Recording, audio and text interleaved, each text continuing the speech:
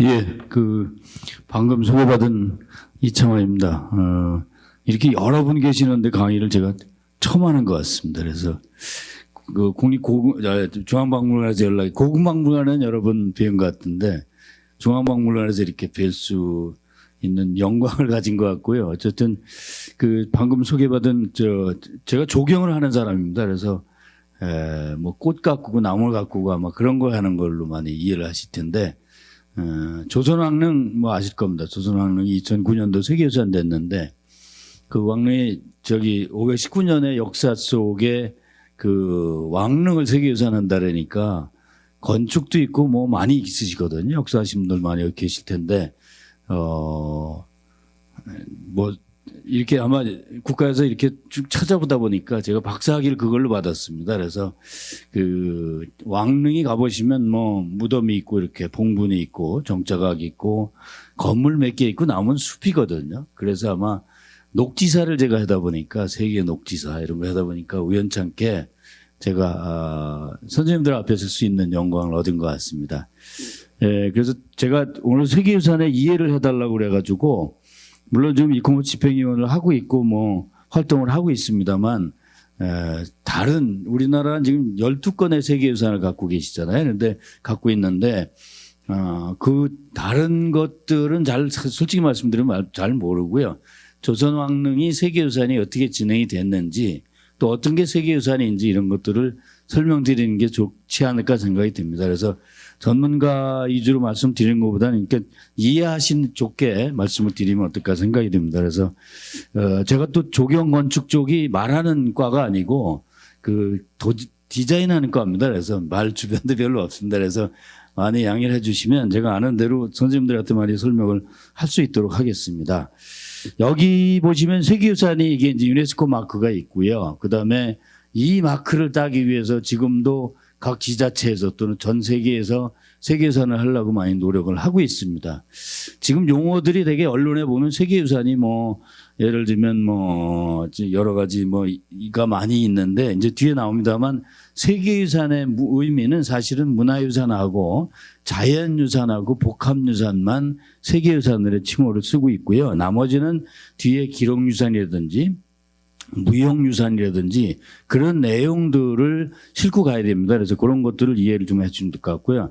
그래서 세계유산 된 데는 이런 마크가 들어갑니다. 그래서 여기 이제 요 용어는 그대로 쓰게 되어 있고요. 그다음에 여기 보시면 여기만 자국의 언어를 쓰게 되어 있습니다. 그래서 보시면 세계유산은 1972년도에 유네스코에서 지정을 하기 시작을 했는데 이제 이집트에 있는 유적이 댐에 의해 가지고 수몰되다 보니까 그거에 대한 보존책으로 시작이 됐던 겁니다. 그래서 아시다시피 세계유산은 이렇게 마크를 쓰고 있고요. 무형유산 아마 많이 아실 겁니다. 무형유산 우리 제가 이제 강원도에서 왔습니다. 그래서 무형유산 단오제 같은 게 이런 게 무형유산이죠. 그런 게 무형유산입니다. 무형유산은 요거는 부동산이라고 보시면 될 것 같고요. 요거는 그냥 동산 움직이는 것들로 보시면 될 것 같습니다.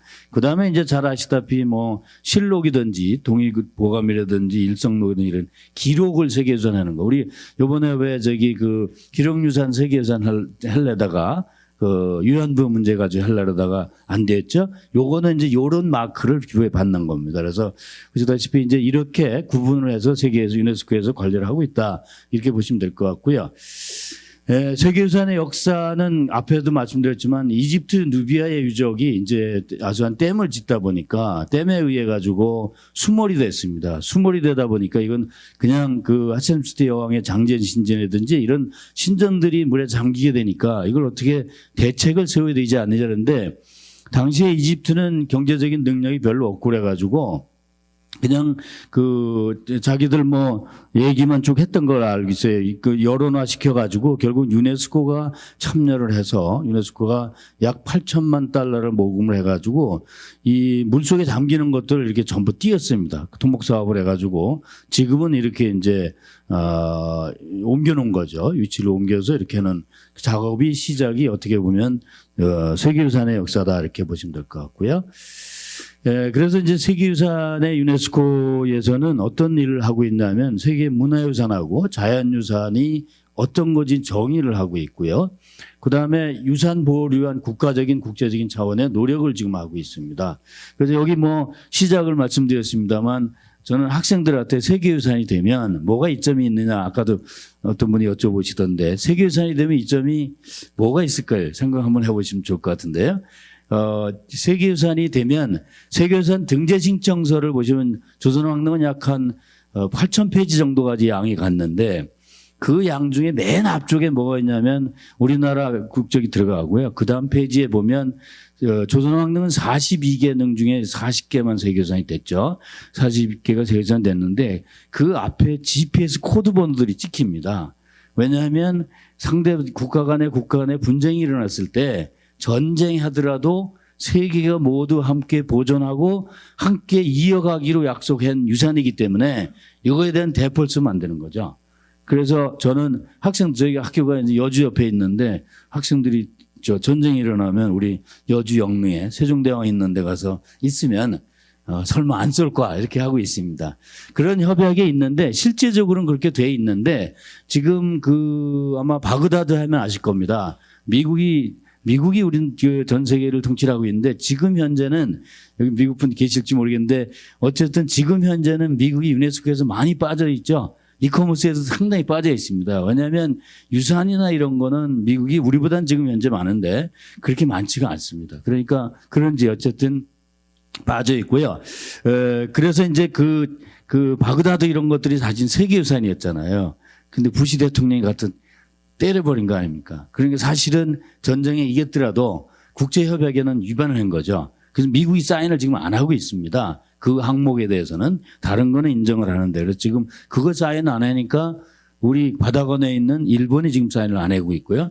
일본이 사인을 안 하니까 북한이 안 하고 있고 지금 현재 실정은 그렇습니다. 지금 유네스코 협약에는 그런 게 있는데 어쨌든 여기 보시면 유산의 국제적 차원의 노력을 해야 될 것 같고요. 그다음에 정부 간 위원회라는 게 있습니다. 세계유산위원회에 총회를 거쳐가지고 그다음에 이제 세계유산이 되면 세계유산 펀드라는 게 있습니다. 돈을 이제 받고 기술 지원을 받는데 이거 무슨 이쪽에서 보니까 우리가 8대국인지 경제대국이라서 우리가 내는 돈보다 실제적으로 받는 거는 별로 없는 것 같습니다. 그래서 기술 지원은 지금 받고 있고요.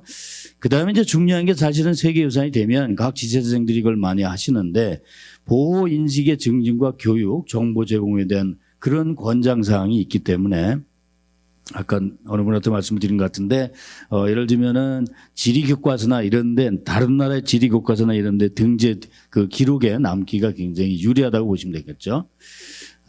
그래서 세계유산은 이렇게 시험 보실 건 아니니까 그냥 넘어가겠습니다. 여기 보면 그 문화유산이 있습니다. 이게 이제 그전간에 우리가 12건의 세계유산이 있는데 한국에 자연유산이 딱 한 건밖에 없습니다. 아시죠?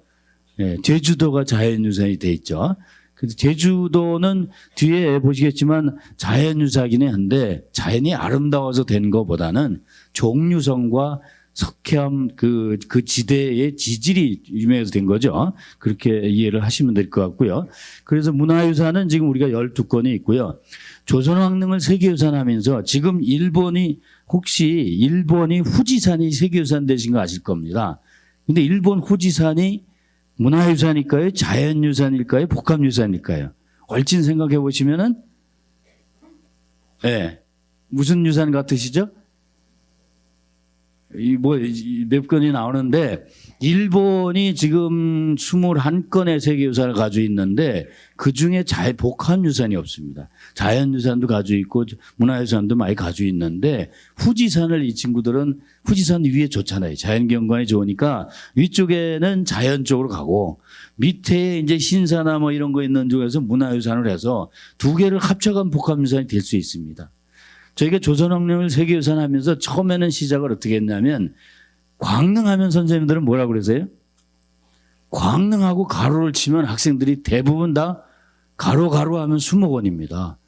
근데 광릉에 계시는 세조하고 정의왕후는 정말 짜증났을 겁니다. 왜 수목원인지 자기 능인데 그래서 세조가 거기 계시는 거죠. 그래서 세조는 저희 조경계 입장에서는 상당히 기여를 하셨습니다. 묘제에서도 기여를 하셨고요. 기여를 하셨는데 왜냐하면 세조가 돌아가시면서 아시다시피 이제 뭐 돌아가시는 얘기 저가지만 지금 뭐 우리나라도 지금 그거 하는데 이렇게 옛날 세조까지는 석실이었어요. 그 방이 현궁이라는데 그 방이 석실이었습니다. 그런데 세조 이후에 우리나라 과학 기술이 발달이 돼가지고 석회석 2말, 그다음에 마사토 1말, 진흙 1말 여기에 느릅나무를 개가지고 집어넣어서 단단하게 굳혀놓으면 시멘트가 됩니다. 이걸 산물이라는데 이 산물 기법을 거기서 집어넣는 거죠. 있긴 있었는데 그걸 전적으로 한 건 그때부터입니다. 그리고 자기 시신이 빨리 썩게 해달라. 자기 빨리 가다. 그 다음에 하시고는 그래서 이제 그동안은 사실은 석실로 돼 있기 때문에 도굴범들이 쳐들어오기에 오히려 더 쉬웠어요. 근데 조선왕릉은 42개 능 중에서 도굴을 당한 게 하나도 없습니다. 근데 실제적으로 있죠. 강남에 있는 2 능이 연산군이 만드신 선능하고 정릉은 임진왜란 때 들어와 가지고 발굴을 하죠. 해체를 시켰어요. 해체시키다 보니까 이게 석실로 돼 있었어요. 연산군이 말을 안 들었습니다. 사실은. 안 들어가지고 세조 말을 들었으면 도굴을 안 당했을 텐데 도굴 다 하고 이제 성종은 사실은 없습니다. 그다음에 중종도 그 옆에 누워 계시는데 실제적으로는 없고요. 임진왜란 때 이미 다 훼손이도 없으시고요. 그래서 이제 그건 나중에 또 기회가 되면 말씀을 드리고 복합유산을 하려고 했는데 일본이 신청서를 냈어요. 그런데 not inscript 안 될 것 같다고 연락이 왔습니다. 그러니까 부랴부랴 일본에서는 어떻게 일본이 요새 많이 장악하고 있으니까 일본에서는 이게 자연이 후지산이 아름다우니까 자연유산으로 가는 게 좋겠다. 그래서 자연유산으로 바꿔치기를 해서 집어넣었어요. 그래도 안 됐어요. 왜냐하면 후지산은 뭐 일본에서 봤을 때는 자연유산으로 가치는 상당히 있습니다. 그러나 뭐 식물대나 이런 것들을 봤을 때는 크게 세계적으로 꼭 보존할 가치는 없는 거거든요. 그래서 자연유산도 안 됐고요. 그래서 부랴부랴 만든 유산이 뭐냐면 그 후지산 밑에 해안가에 있는 예를 들면 뭐 신사라든가 이런 것들을 위주로 해가지고 문화유산으로 지정이 돼 있습니다. 들어가 보시면은 세계유산 거기 홈페이지에 이렇게 돼 있는데 그와 같이 이제 세계유산은 단순하게 평가하는 것가 아니라 그런 가치를 여러 가지를 검토하는데 대부분은 되게 문화유산으로 돼 있고요. 자연유산은 사실은 이 자연유산은 원래는 없었습니다. 1972년도 이때는 유네스코 만들 때는 문화유산, 인류가 만들어 놓은 유산을 보존하자 이런 뜻으로 시작을 했던 건데 호주, 나중에 생긴 나라들 있잖아요. 뉴질랜드, 뭐 자연이 아름다운 이 나라들은 자기네가 세계유산을 가질 길이 없어요. 그래서 자연유산 제도를 나중에 1980년대 다시 만들어서 시작을 했습니다. 그래서 이제 자연유산은 그렇게 많지 않고요. 그래서 이제 지질적으로 이런 것들은 많이 따지고 있고 생물대나 종의 문제 이런 걸 가지고 있죠. 그래서 우리는 제주도가 이제 자연유산으로 되어 있습니다. 자, 그렇고요. 그 다음에 이제 복합유산은 그 2개가 같이 그래서 광릉은 가보시면은 광릉은 그게 전체가 3천만 평이었습니다. 세조 혼자만 세조하고 정의왕만 누하시고 세조가 돌아가시면서 한마디를 해주신 게 뭐냐면 내가 내 시신이 빨리 썩게 해야 되고 그리고 심어놓고 거기다가 세상에 있는 모든 나무들을 갖다 심어라. 그러고 나서 한 주라도 비는 사람이 있으면 형법전서에 보면 삼천리류배를 보냈습니다. 근데 일제강점기에 우리 딱 들어와 보니까 수도권에 그게 약 한 2억 평 정도가 있었습니다. 아람들이 숲이. 그런데 지금 세계유산은 570만 평만 돼 있죠. 1970년대까지도 2,500만 평의 숲이 있었는데 청일전쟁을 하면서 일본 사람들이 청일전쟁을 하면서 동양정치계사라는 걸 잘 아시다시피 만들어가지고 그게 봉분지역, 제실지역 이 지역만 빼놓고 나머지 큰 숲에 있는 그 큰 아름다운 아람들이 나무들을 비우다가 배 만들고 그다음에 연료 쓰고 이걸 다 써버렸어요. 그리고 쓰다가 못한 데가 딱 2군데 있습니다. 산림청에 지금 갖고 있는 광릉 수목원 너무 멀었어요. 너무 머니까 이걸 비워서 서해안으로 끌고 가기 어려운 거예요. 그다음에 이제 2번째 어디 있냐면 청량리하면 어디 기억나세요? 네, 청량리하면 홍릉 기억나세요. 그죠? 청량 이모 시험장이시잖아요. 홍릉은 고종이 그때 계셨거든요. 고종이 자기가 묻히기로 약속을 해놓은 땅이었잖아요. 그리고 명성하고 묻혀있는 땅이니까 거기 있는 나무를 비워낼 수가 없는 상황이었죠.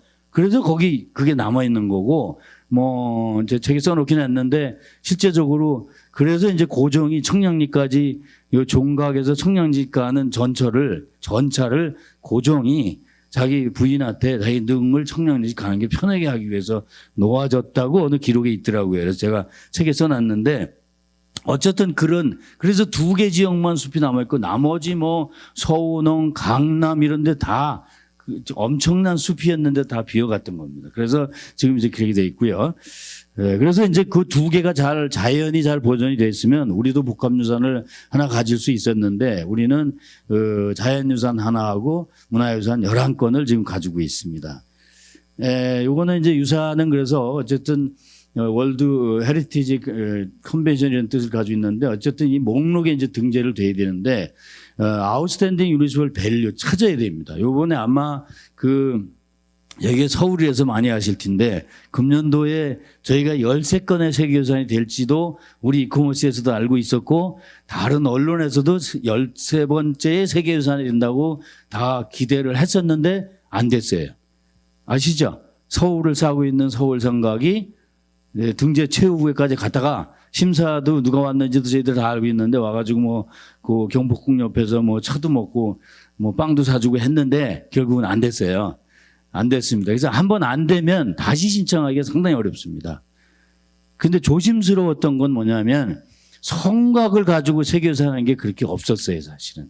성곽만 가지고 경복궁과 같이 갔던 게 어떨까? 이제 와서 생각해 보니까. 아니면 사직단의 사진 지금 남아있거든요, 우리가. 중국의 사직단이 많이 없어져 있습니다. 동아시아 것들도 많이 없어져 있거든요. 그래서 그걸 같이 가면 어떨까 생각이 되는데 왜 그러냐면 우리가 남한산성 혹시 기억하실 거예요. 남한산성이 세계유산으로 돼 있습니다. 그러시죠? 남한산 하는데 남한산성도 조선시대 성곽이에요. 그러니까 축조 기법으로 가면 이미 남한산성 내에 축조 기법이 다 있는 거죠. 있으니까 세계가 그걸 다 보존할 이유는 없다 이런 뜻으로 해석할 수도 있습니다. 그러니까 그런 것들이 이제 유니버설 밸류인데 세계적으로 어떤 가치를 가지고 있나 이런 걸 찾아야 될 것 같고요. 그다음에 아까 말씀을 드렸습니다만 세계유산은 부동산에 위주로 돼 있다 이렇게 보시면 될 것 같습니다. 그래서 기념물, 유적 뭐 이런 내용들이 쭉 있고요. 뒤에 이제 조선왕릉을 얘기를 해야지 저도 말씀드리기 편하고 그래서 유네스코의 세계유산은 지금 현재는 이 21개국에 시작을 해서 191개국이 지금 가입이 돼서 활동을 하고 있고요. 우리는 88년도에 가입이 돼 있고요. 북한은 98년도에 가입이 돼 있습니다. 그래서 북한은 2건이 돼 있죠. 세계유산이 2건으로 돼 있고요. 그다음에 이제 제일 중요한 게 아까 말씀을 드렸습니다만 21개국 중에 요게 이사국입니다. 요 안에 들어가야 되거든요. 사실은 들어가야 되는데 들어가 있어야지만 저희들이 유리한데 지금도 저희 들어가 있습니다. 그렇게 됐고요. 그다음에 2014년도에 이제 활동을 저희들이 시작을 해서 중요한 거는 세계유산을 하려면 아웃스탠딩 유니버설 밸류 세계적으로 가치가 있는 탁월한 보편적인 가치를 찾아내는 작업이 세계유산 등재시키는데 상당히 어렵다는 가치를 갖는데 지금 잠정유산이 있습니다. 뒤에 나오겠지만 우리 잠정유산이 지금 16건이 있는데 그 각 지자체, 저희 원주에도 원주시장님이 하겠다고 지금 그러시는데 잠정유산에 들어가는 게 지금 더 어려졌어요. 그리고 세계유산이 많아지다 보니까 뒤에 보시면 이제 세계유산이 요거는 뭐 그냥 넘어가도 될 것 같습니다. 왜냐하면 제가 소속해 있는 이코머스는 문화유산에 대한 걸 심사, 평가, 탈락시키고 이런 작업들을 합니다. 얼마 전에 우리가 종묘 앞에 세운상가 짓는다 그래가지고 모 나라의 분들이 유네스코에 보고를 했어요. 종묘가 세계유산인데 거기에 건물을 져가지고 훼손을 시킬 것 같으니 그놈 대책을 세우라. 그래서 그렇게 들어간 내용들을 위험유산이라고 합니다. 세계유산이 됐더라도 계속 모니터링을 하고 있습니다. 세계유산은. 그래서 탈락을 시켜요. 그래서 4년 전에 독일에서 다리 하나 잘못 났다가 독일께 탈락이 됐습니다. 그래서 그렇게 되듯이 이 세계유산은 계속 평가를 하고 있다는 말씀을 드리고 싶고요. 그다음에 이제 자연유산은 세계 자연보전연맹에서 IUCN에서 지금 진행을 하고 있습니다. 그렇게 돼 있고요.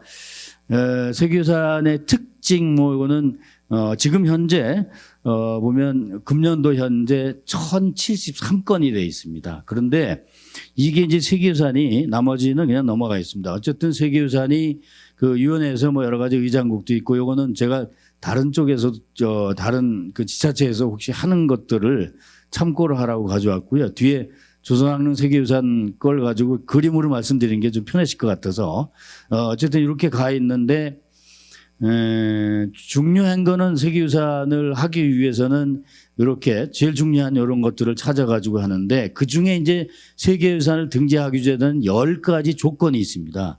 그 10가지 조건에 이거 뭐 시험 보는 게 아니고 그래서 10가지 조건에 한 건만 해당해도 세계유산이 되는 겁니다. 그래서 그중에 이제 1항부터 6항까지는 문화유산에 대한 내용이고요. 그다음에 7항, 8항, 9항, 10항이 자연유산에 해당합니다. 그래서 그렇게 이해를 하시면 될 것 같고요. 그다음에 이제 중요한 거는 진정성입니다. 진정성. 저희가 조선왕릉 세계연에서 제일 걱정을 했던 게 1408년 그 6월 27일 날 실록을 보시면 1408년이면 누가 왕인지 아시겠죠? 6월 27일 날 새벽에 보면 태종이 왕이신데 태종이 1408년 6월 27일 날 그 12시가 빠루에 이제 타종이 울렸다는 기록이 나오고요. 그다음 페이지에 그다음 줄에 뭐라고 나오느냐면 위급하니까 빨리 움직이는 내용이 나와요. 왜냐하면 위험하시다. 그러니 빨리 가서 보셔야 되겠다. 그렇게 연락이 와요. 그러니까 태종이 부랴부랴 청심환을 챙기셔가지고 가십니다. 그 창덕궁 앞에 쪽에 계시잖아요. 가셔 보셨는데 뭐 어려우신 거죠. 그래서 기록에 보면 객혈을 한두 번 하시고 기침 한두 번 하시고는 하늘나라로 올라가셨다. 이건 제가 묻힌 겁니다. 하늘나라로 올라갔다고 돼 있는데 그게 1408년 6월 27일입니다. 그러고 나서 600년이 60년이 10번 하면 2008년이죠. 2007년이 2008년 6월 27일 날 그 다음 날 그 다음 해에 6월 27일 날 우리 아침에 신문을 보시면 스페인 세비야에서 타전이 오죠. 우리 조선왕릉 모두가 세계유산이 됐다 이렇게 됐습니다. 그런데 태조가 돌아가시는 그날 사실은 그 시각에 세계유산이 된 겁니다. 그러니까 대단하잖아요. 그것도 600년 지나고 60년을 10번 하고 그 다음에 돼 있으니까. 그래서 매년 6월 27일 날은 아시다시피 이제 건원릉에서 제례를 모시는데 그 제례 지시는 그날 소식을 받으신 거죠.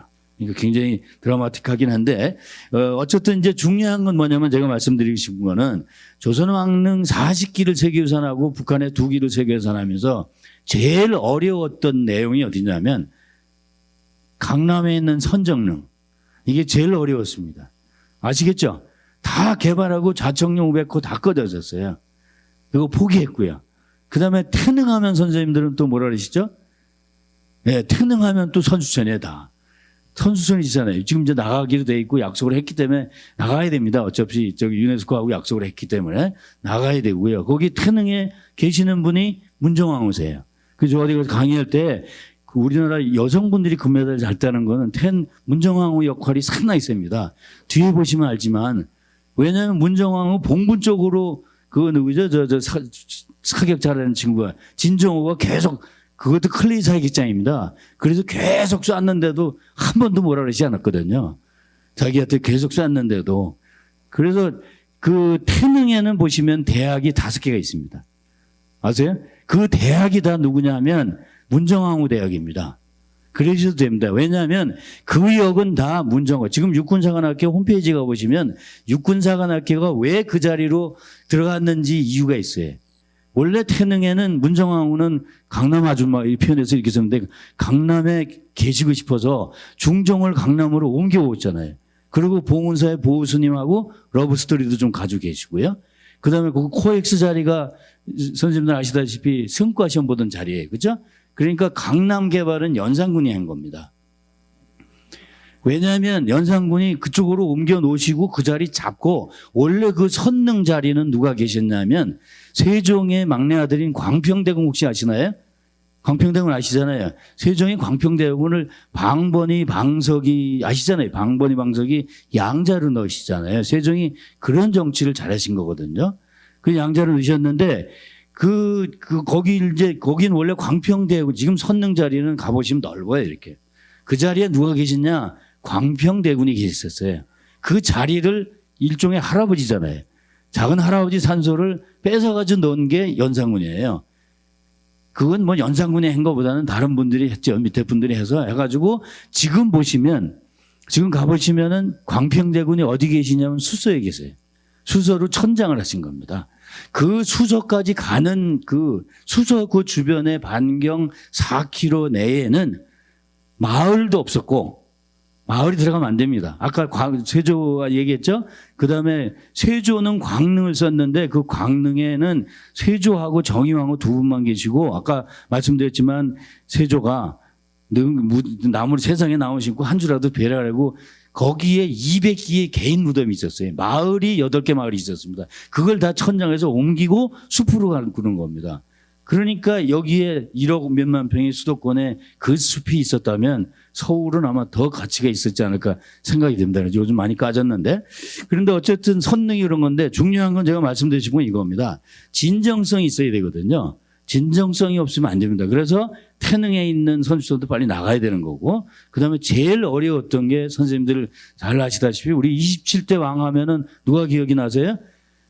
유럽 사람들이 이스라엘 친구가 와가지고 니네 왕 중에 27분이 계시는데 그중에 누가 제일 유명하니 뻔하시잖아요. 그죠? 네, 뻔하세요. 다 얘기하면 제가 중국에 가서 세계유산 강의하면 조선족 분들 이렇게 모시고 강의를 해보면 조선족 분들이 우리 공부를 많이 안 했어요. 대개 보면은. 그래서 물어보면 세종은 아세요. 그렇죠?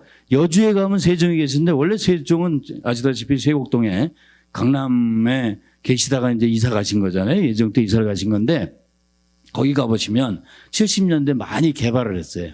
그 다음에 세종 전 직구 아마 지금 가시면 없을 겁니다. 올해 다 부셨습니다. 다 부시고 밖으로 냈어요. 왜냐하면 그런 원래 원형이 어떠냐 이런 완전성이 굉장히 중요합니다. 그래서 그런 걸 보고 있고요. 그 다음에 이제 진정성은 더 잘 아시다시피 그런데 이제 아마 중국에 가시면 중국들 많이 가시니까 중국에 가면 명십삼동 가면 정릉이라 해가지고 능침에 이렇게 관까지 보여주는 거 보셨을 겁니다. 그렇잖아요. 그거 갖다 보실 거고요. 그래서 중국은 황제의 국가이기 때문에 이게 100척 밑에 현궁을 두게 돼 있고요. 우리는 제후의 국가에서 이제 10척의 기준으로 갔던 건데 나무도 추주를 가졌는데 거기서 보면 우리 중국 애들은 무덤을 다 보여주고 있잖아요. 뒤에도 보시겠지만 건녕 황제 관도 보고 다 보여주거든요. 근데 우리는 지금 조선은 가보시면 수백개 안 보여요. 그래서 사실은 세교산하면서 특히 이스라엘 친구가 재정분과위원장인데 계속 와가지고 너네는 이게 무덤 문화인데 속에 안에 뭔가 있는지 보여줘야 되지 않느냐. 근데 실제적으로 안에는 한 300종의 그 유물이 들어가거든요. 그래서 그런 것들을 보여줬는데 안 보여주고 우리 세교산 됐어요. 그래서 안 될 줄 알았어요. 근데 우연찮게 됐는데 되는 결정적인 이유는 기록입니다. 기록이 산릉도가 이게 많으시잖아요. 여기 아마 국립중앙박물관에 불란서 박물관에서 지금 빌라 영구 임대 가져오신 거 있잖아요. 거기도 상당 부분이 능에 대한 얘기입니다. 예를 들면 산릉도가 이게 빈전도가 이게 그런 의궤들이 너무나 잘 기록이 돼 있어서 그걸로 우리가 진정성을 알리려고 굉장히 노력을 했죠. 그걸 인정을 받았고요. 그래서 세계유산이라는 거는 진정성하고 완전성이다. 이런 것들을 이제 말씀을 드리고 싶을 거고요. 요거는 마크인데 저희가 디자인을 하니까 근데 우리도 보면은 창덕궁이나 요즘 생긴 것들은 요즘에 세계유산 등재된 것들은 제대로 돼 있는데 불국사가도 틀려 있어요. 지금 보면. 여기 보시면 요 마크는 국제적으로 지키게 돼 있고요. 그다음에 여기만 자국의 언어를 쓰게 돼 있습니다. 중국은 중국 언어, 일본은 일본 언어, 러시아는 러시아 언어를 요거만 쓰고요. 나머지는 다 이거를 써놓고요. 이미 수능이 지나갔는데 제가 수능 출제인으로 가면 이거 낼라 했던 건데 요번에 안 들어가서 요렇게 동그란 게 자연유산을 얘기하는 겁니다. 벨기에 사람이 디자인한 거고요.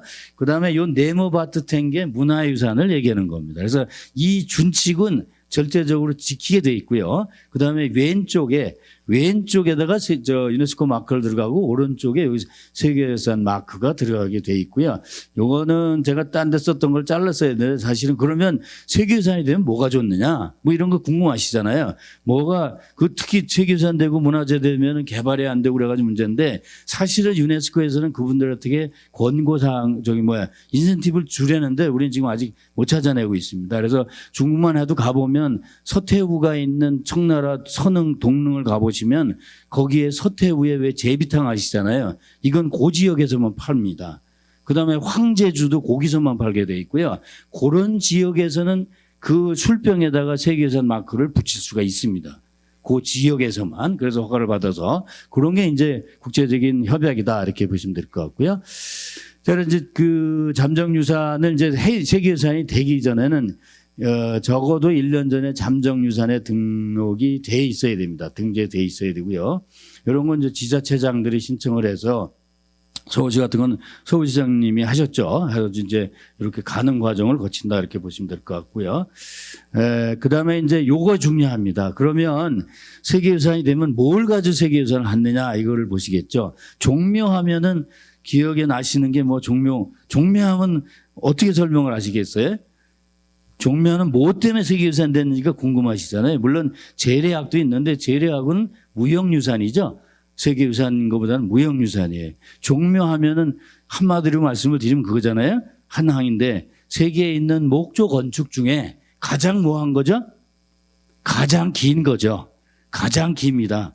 세계 그러니까 중국 사람들이 그건 중국에서 평가해요. 우리 조선왕릉도 왕리준이라는 친구가 왔었는데 그 원림 건축하는 친구인데 저 왔었는데 어쨌든 그게 이제 종묘죠. 그다음에 이제 종묘도 나오면 제가 말씀을 드릴 텐데 그래서 어쨌든 문화유산은 이렇게 6가지 중에 인간의 창조적인 걸작품. 우리나라에서 조각하면 최고 뛰어난 게 뭐 있을까요? 세계유산 중에 된 게 중에 석굴암이죠. 석굴암은 요거는 일항으로 된 겁니다. 창조적인 걸작품을 만들어냈다 그랬죠. 요거 가지고 세계유산 된 거고요. 그다음에 이제 남산도 여기 들어가 있는데 어쨌든 그다음에 이제 두 번째는 문화지역 안에서의 인간 가치의 중요한 교류의 증거입니다. 나중에 나오는데 일본이 그 7세기인가요? 13세기 사이에 보면 그 평성궁이라는 걸 가지고 그 지역을 세계유산으로 시켰는데 걔네들이 보면 거기에 등재 신청서에 뒤에 제가 갖고 왔는지 모르겠는데 거기에 보면 자기네가 백제의 정원문화하고 백제의 건축문화하고 신라의 안압지의 기술하고 이런 거를 가져왔다. 이 시인을 하고 있어요, 거기에는. 그런데 진해 교과에서는 또 시인을 안 하고 있어요. 참 재미있는 일본이 그런데 특징이. 그래서 어쨌든 이 교류가 굉장히 강합니다. 그래서 백제가 얼마 전에 됐어요. 2014년도인가에 15년이 됐는데 백제는 교류 문화를 강조시켰습니다. 잘 아시겠죠? 왜냐하면 산둥성에서 저쪽 중국의 문화하고 일본 문화하고 교류의 중류적인 역할을 가진 그런 아이템을 볼 수 있는 공간이다. 그건 백제는 그렇게 간 거고요. 그 다음에 이제 그렇게 하고요. 뒤에 또 나오니까. 그 다음에 이제 문화적인 전통 문화의 독보적인 증거가 있든지, 그 다음에 이제 건축 기술적인 총재의 사례인지, 요거는 이제 창덕궁이라든가, 제가 한 조선왕릉 같은 거, 조경 기술, 뭐 이런 걸 가지고 이제 그 히스토릭 가든, 히스토릭 파크 뭐 이런 걸 가지고 세계유산을 했고요. 그 다음에 요건 5항은, 이건 아프리카 지역에서 주로 5항이 많이 들어갑니다. 왜냐하면 아프리카 지역은 세계유산을 등재시키려고 하더라도 밑에 석유가 나온다든지 그러면 안 해요. 경제적으로 가치가 없기 때문에. 그래서 이런 것들은 가만 내버려두면 없어질 것 같다. 그래서 이제 이런 거 지키는 게 5항입니다. 5항이 그렇게 되어 있고요. 마지막으로 이제 요거는 복합적으로 6번째인데 요거는 뭐냐면 전통 문화 예술적인 작품 간접적인 요게 조선왕릉이 요것도 붙여가지고 갔는데 조선왕릉은 재래를 가지고 갔어요. 왜냐하면 지금 보면 동아시아가 재래 문화가 다 있었습니다. 근데 중국도 재래 문화가 망가졌어요. 문화혁명 거치면서 만져져 있었고요. 그래서 재래 문화를 하나 더 붙여가지고 가버렸죠. 그래서 지금 제 600년 지나는 재래 문화도 그 공간으로서의 가치를 살렸다. 그래서 그렇게 갔고요. 어쨌든 이제 그런 거를 보실 수 있다는 보실 것 같고요.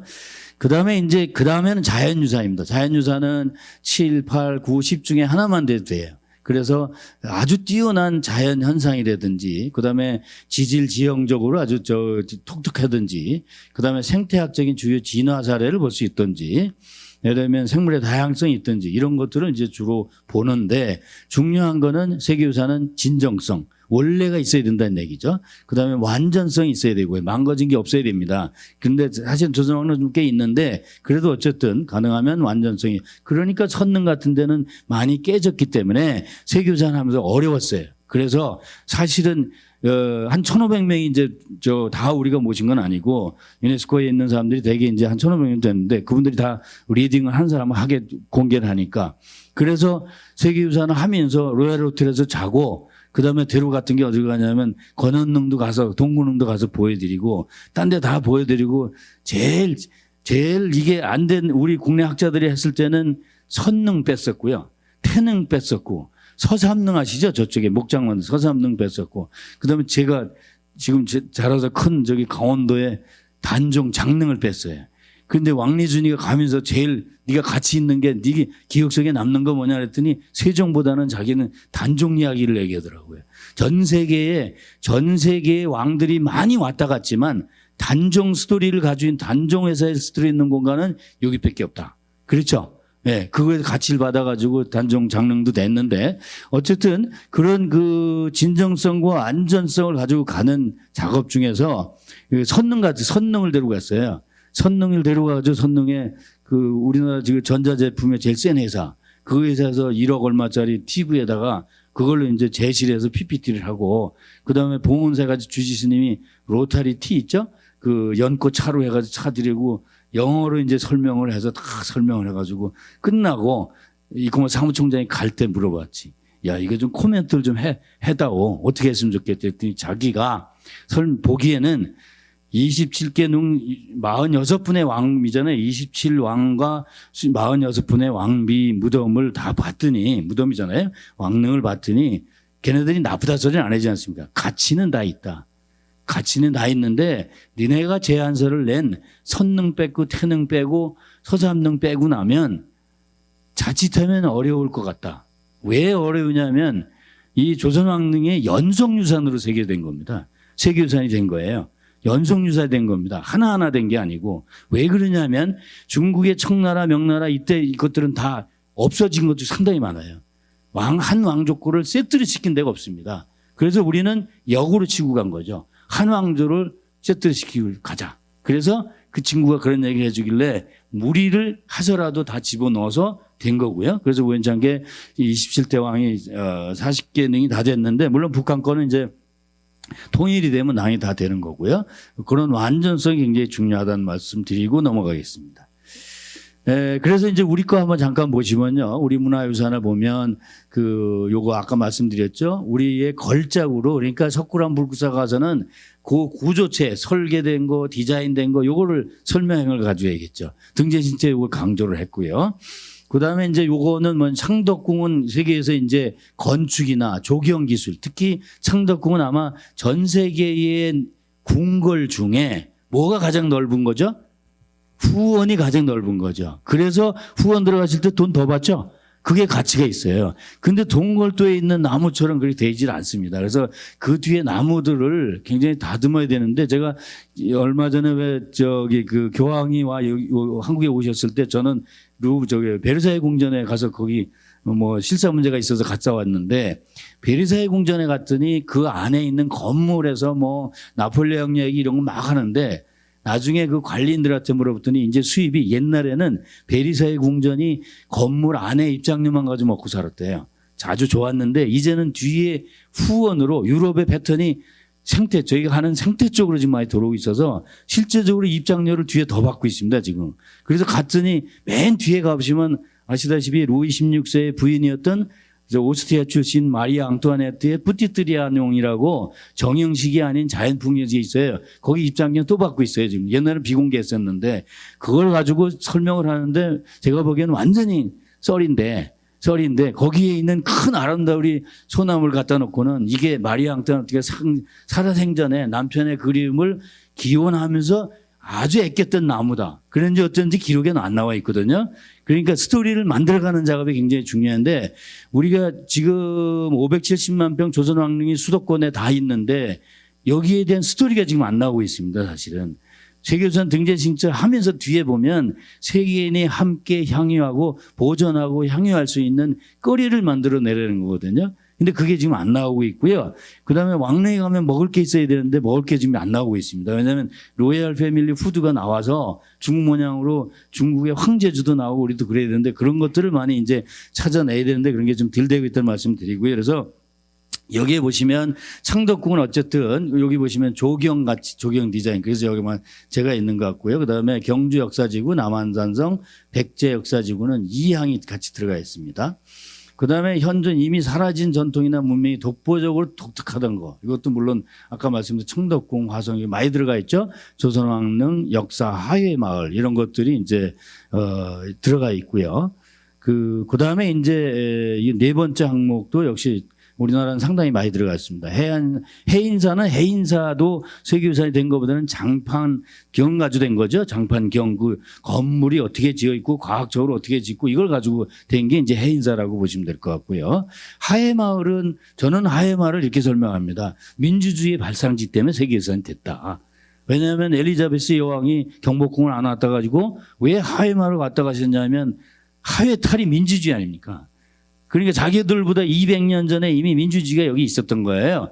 그래서 여기 왔다 가서 충현당에도 왔다 가셨는데 충현당에 양진당하고 충현당 오셔가지고 안 드신 것도 있으시잖아요. 뭐 그냥 여담으로 말씀드리게 충현당에 와서 윈저궁에서 이렇게 와서 경호를 해서 이렇게 충현당에서 만찬 내셨잖아요. 냈는데 안 드시고 가는 음식 아시죠? 다 드시 맛은 다 보셨는데 젓가락으로 보셨는지 폭으로 보셨는지는 저 잘 모르겠습니다. 그중에 안 드신 게 조선 왕릉에 가면 있는 나무가 있습니다. 조선 왕릉에는 소나무가 기본적인데 참나무라는 게 많이 있죠. 우리나라 참나무가 아주 세계적입니다. 혹시 식물학 하시는 분 계시지만 퀴리커스에서 이 퀴리크 학명이 이게 신목 또는 그 존엄을 한다면 여러 가지 뜻을 가지고 있거든요. 그래서 유럽 아이들은 이 참나무에서 나온 거를 잘 안 먹어요. 그래서 도끼 빼는 방법도 모르고 그래서 잘 안 먹거든요. 근데 우리는 드시잖아요 지금. 그렇죠? 그러니까 이걸 먹을 수가 없잖아요. 신이 드셔야 되는 건데 어찌 감히 드시냐 가지고 포크도 아마 안 맞을 것 같고요. 그래가지고 안 드시고 가셨는데 뭐 들리는 얘기는 식품학회지에 나왔다는데 안동분이 영국 런던에서 식품박람회 때 다 가져갔대요. 안 드셔가지고. 그래서 이게 이렇게 좋은데 왜 안 드시냐 그랬더니 그다음에 어떻게 민족궁이 알아가지고 지금도 드신답니다. 지금은 드신대요. 근데 그 드시는데 이 엘리자베스 여왕이 그러면 그 도토리묵을 뭐라 그러실까요? 엘리자베스이 도토리묵을 뭐 여러 가지 얘기를 하시겠죠. 코리안 초콜릿이라고 부른답니다. 그래서 그러시는 것 같고요. 그래서 참나무는 전 세계에 있는 저희가 동구릉을 데리고 갔었어요. 뭐 세계유산 이거 등재시키실 건 뭐 하실 분도 계시지만 등재시키는 아직 동구릉에 가시면 이제 17분이 누워 계시잖아요. 지금 왕과 왕비가 9분이지만 사실은 9개 능이지만 왕비들이 2분도 계신 분이 계시기 때문에 19분이 누워 계시는데 이페부터 설명을 했어요. 이탈리아 친구를 데리고 가서 쭉 설명을 해가지고 저기 건너는 거쳐서 그 다음에 선조에 먹는 가가지고 다시 또 선조는 임진왜란 때 뭐 어쩌고 얘기를 했더니 그 다음에 짜증이 나는 거예요, 친구가. 왜냐하면 앞에서 자꾸 들었잖아요. 우리 역사 다 들을 것 같잖아요. 이 시간은 3시간 내고 들어. 그러더니 거기에 있는 참나무를 이제 우리끼리는 퀴르커스라 그러니까 야, 저 나무 참 좋다. 그러면서 어떻게 이렇게 참나무가 많니? 이런 얘기. 우리나라 6종의 참나무가 있습니다. 아시죠? 굴참나무, 상수리나무, 떡갈나무 뭐 이런 게 있죠. 그런 나무들이 있는데 왜 그러냐면 전 세계에 있는 식물 중에서 가장 연애를 잘하는 놈이 참나무입니다. 그래서 지금 왕릉에 가보시면은 저 서삼릉 같은 데는 굴참나무하고 떡갈나무가 있는데 그 옆에 다른 놈을 만들어내요. 교잡을 굉장히 잘하는 종이죠. 그러니까 유럽 애들이 봤을 때는 신이 아니면 그렇게 식물을 재생하는 걸 못 하잖아요. 그래서 참나무가 왕릉에 있는 게 두 번째 소나무가 원칙이고 두 번째가 이제 참나무가 들어가는데 또 우리는 왜 그러냐면 산불이 나면 참나무는 근이 잘 올라와요. 그러니까 방화림 역할을 굉장히 많이 해줍니다. 이 참나무가. 그래서 주변에 방화림으로 참나무를 심고 능력에는 소나무 위주로 갔죠. 왜냐하면 왕실을 상징하는 거는 소나무에 있기 때문에 다른 쪽으로 좀 갔었는데 제가 그래서 이 역사 하회 마을 얘기하다 이런 얘기 했고요. 그래서 이것도 나중에 제가 말씀드릴 것 같고 그다음에 이제 그 건축이나 기술 경관 이런 게 아주 독특하던 거. 이것도 조선학문도 그걸 들어가 있습니다.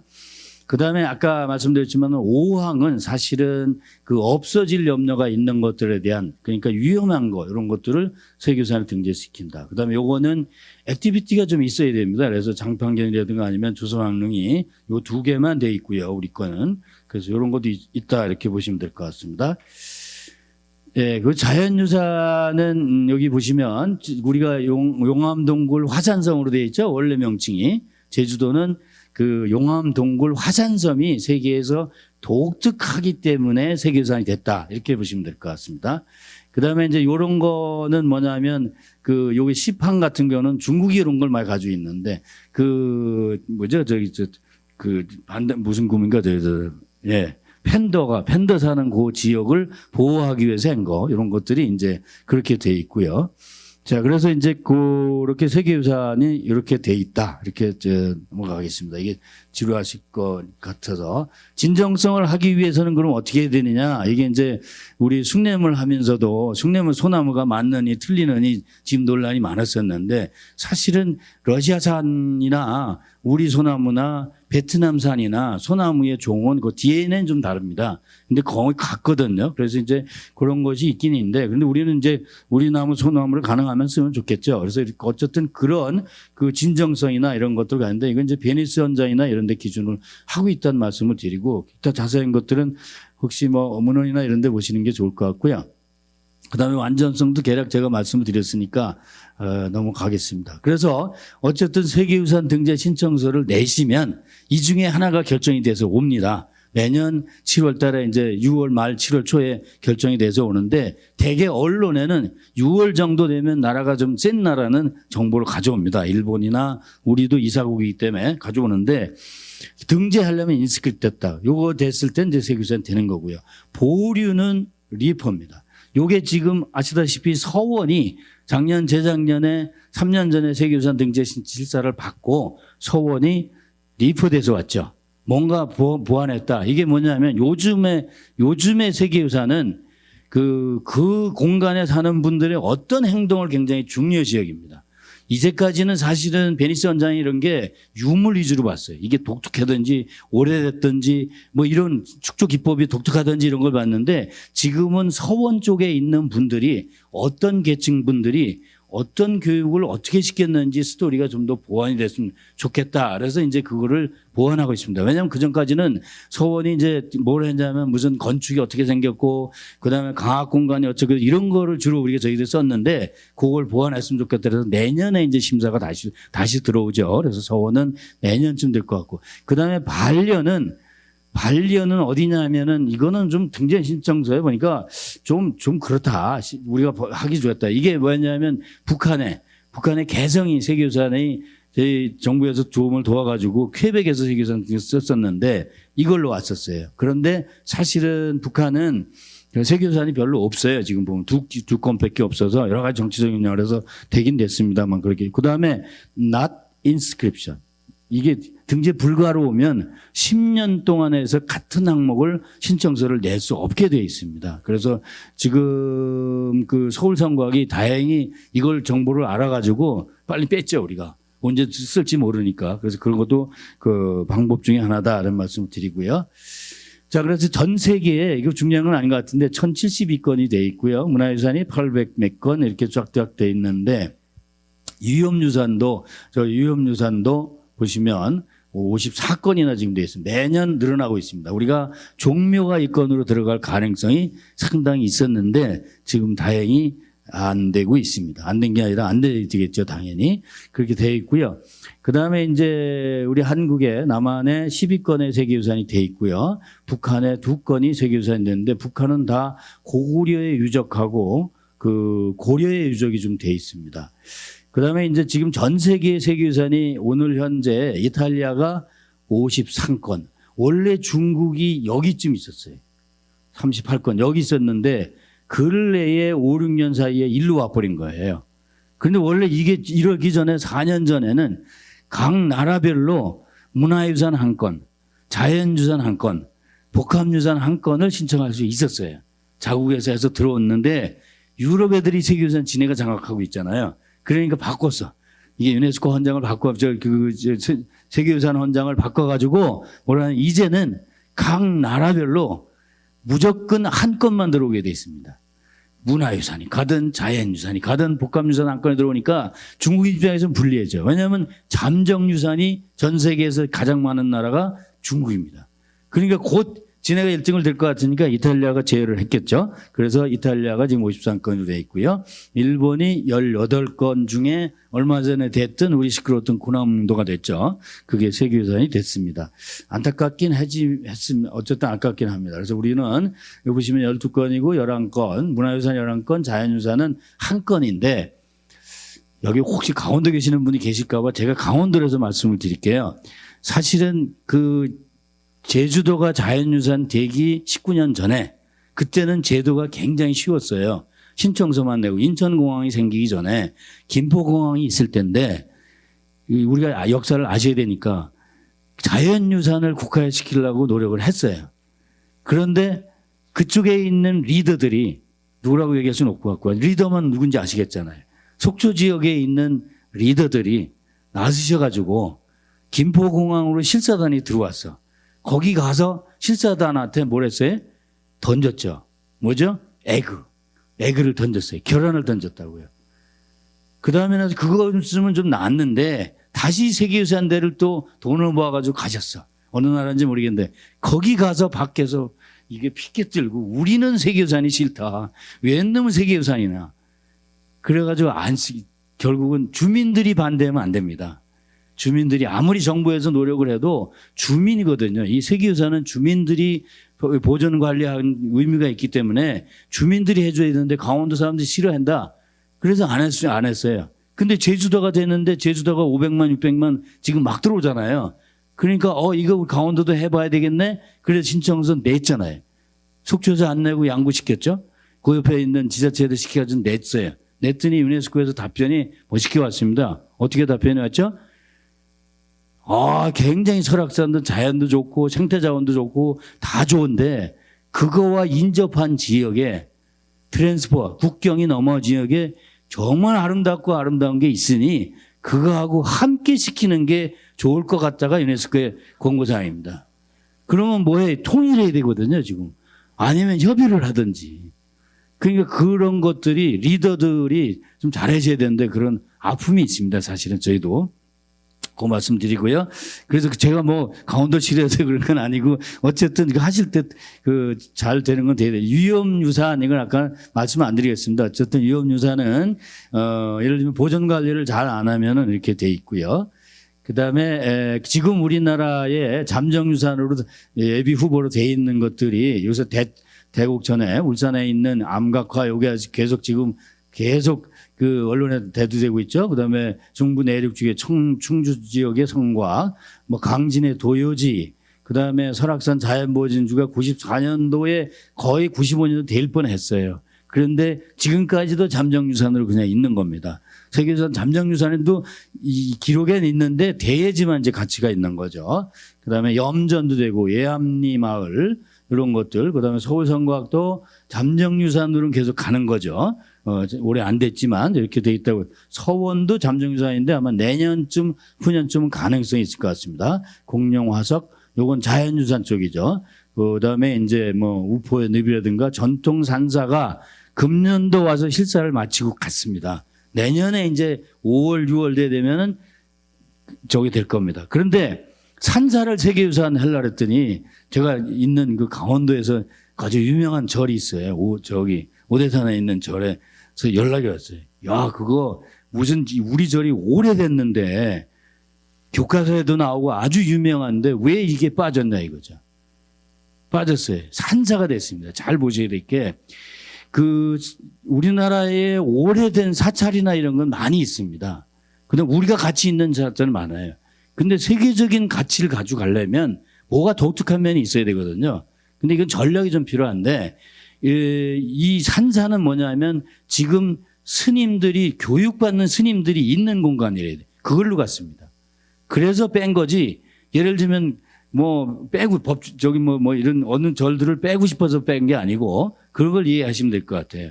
이게 유명하고 안 유명을 떠나서 예를 들면 지금 유럽의 모든 유럽에 가지면 그런 거 있잖아요. 왜 사운드 오브 뮤직에 나오는 그 주인공이 뭐죠? 수녀님이신가요? 뭐 하실래다가 나오신 거잖아요. 그렇게 수도를 하는 수도승들이 있는 공간이 그분들은 어떻게 교육을 받고 어떻게 수도승으로 배출이 되는지 이 과정을 설명해서 세계유산으로 가는 겁니다. 그래서 산사라는 이름을 붙여서 가는 거고요. 그래서 세계유산 할 때도 좀 전략이 필요하다 이런 말씀을 좀 드리고 싶고요. 자, 나머지는 뭐 그냥 넘어가겠습니다. 그래서 이제 조선왕릉 얘기하겠습니다. 좀 지루하실 것 같아서 제가 보니까 이거 지자체 가서 세계유산 할 분들은 이게 관심이 있는데 등재 지키고 나면 또 관심이 없어요. 앞에 그 시장이 하셨다고 그 다음엔 관심이 없어요.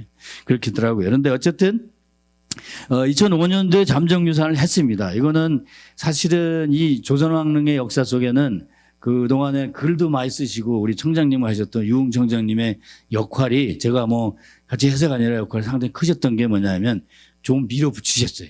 왜냐하면 도면도 없었어. 40개 능을 다 하려고 보니까 뭐 여러 가지 절차를 거쳐야 되는데 없는데 가자. 왜냐하면 때는 타임이 있을 때 있어야 되니까. 그래서 가긴 갔는데 어쨌든 세계유산 해놓고 많이 붐도 일어났고 또 국내에서도 많이 얘기들을 하실 수 있어요. 잠정유산을 2000년도에 했고요. 2009년도에 바로 시켜버렸습니다. 그러니까 이 과정에 정신없이 돌아가기 때문에 이제 저도 촌에 있는 학교에 있는 선생님이 와가지고 뭐 도면 그리고 글 쓰고 막 이렇게 정신없게 해서 이제 공부를 좀 한 것 같은데요. 그렇게 해서 이제 학술 연구를 또 했고요.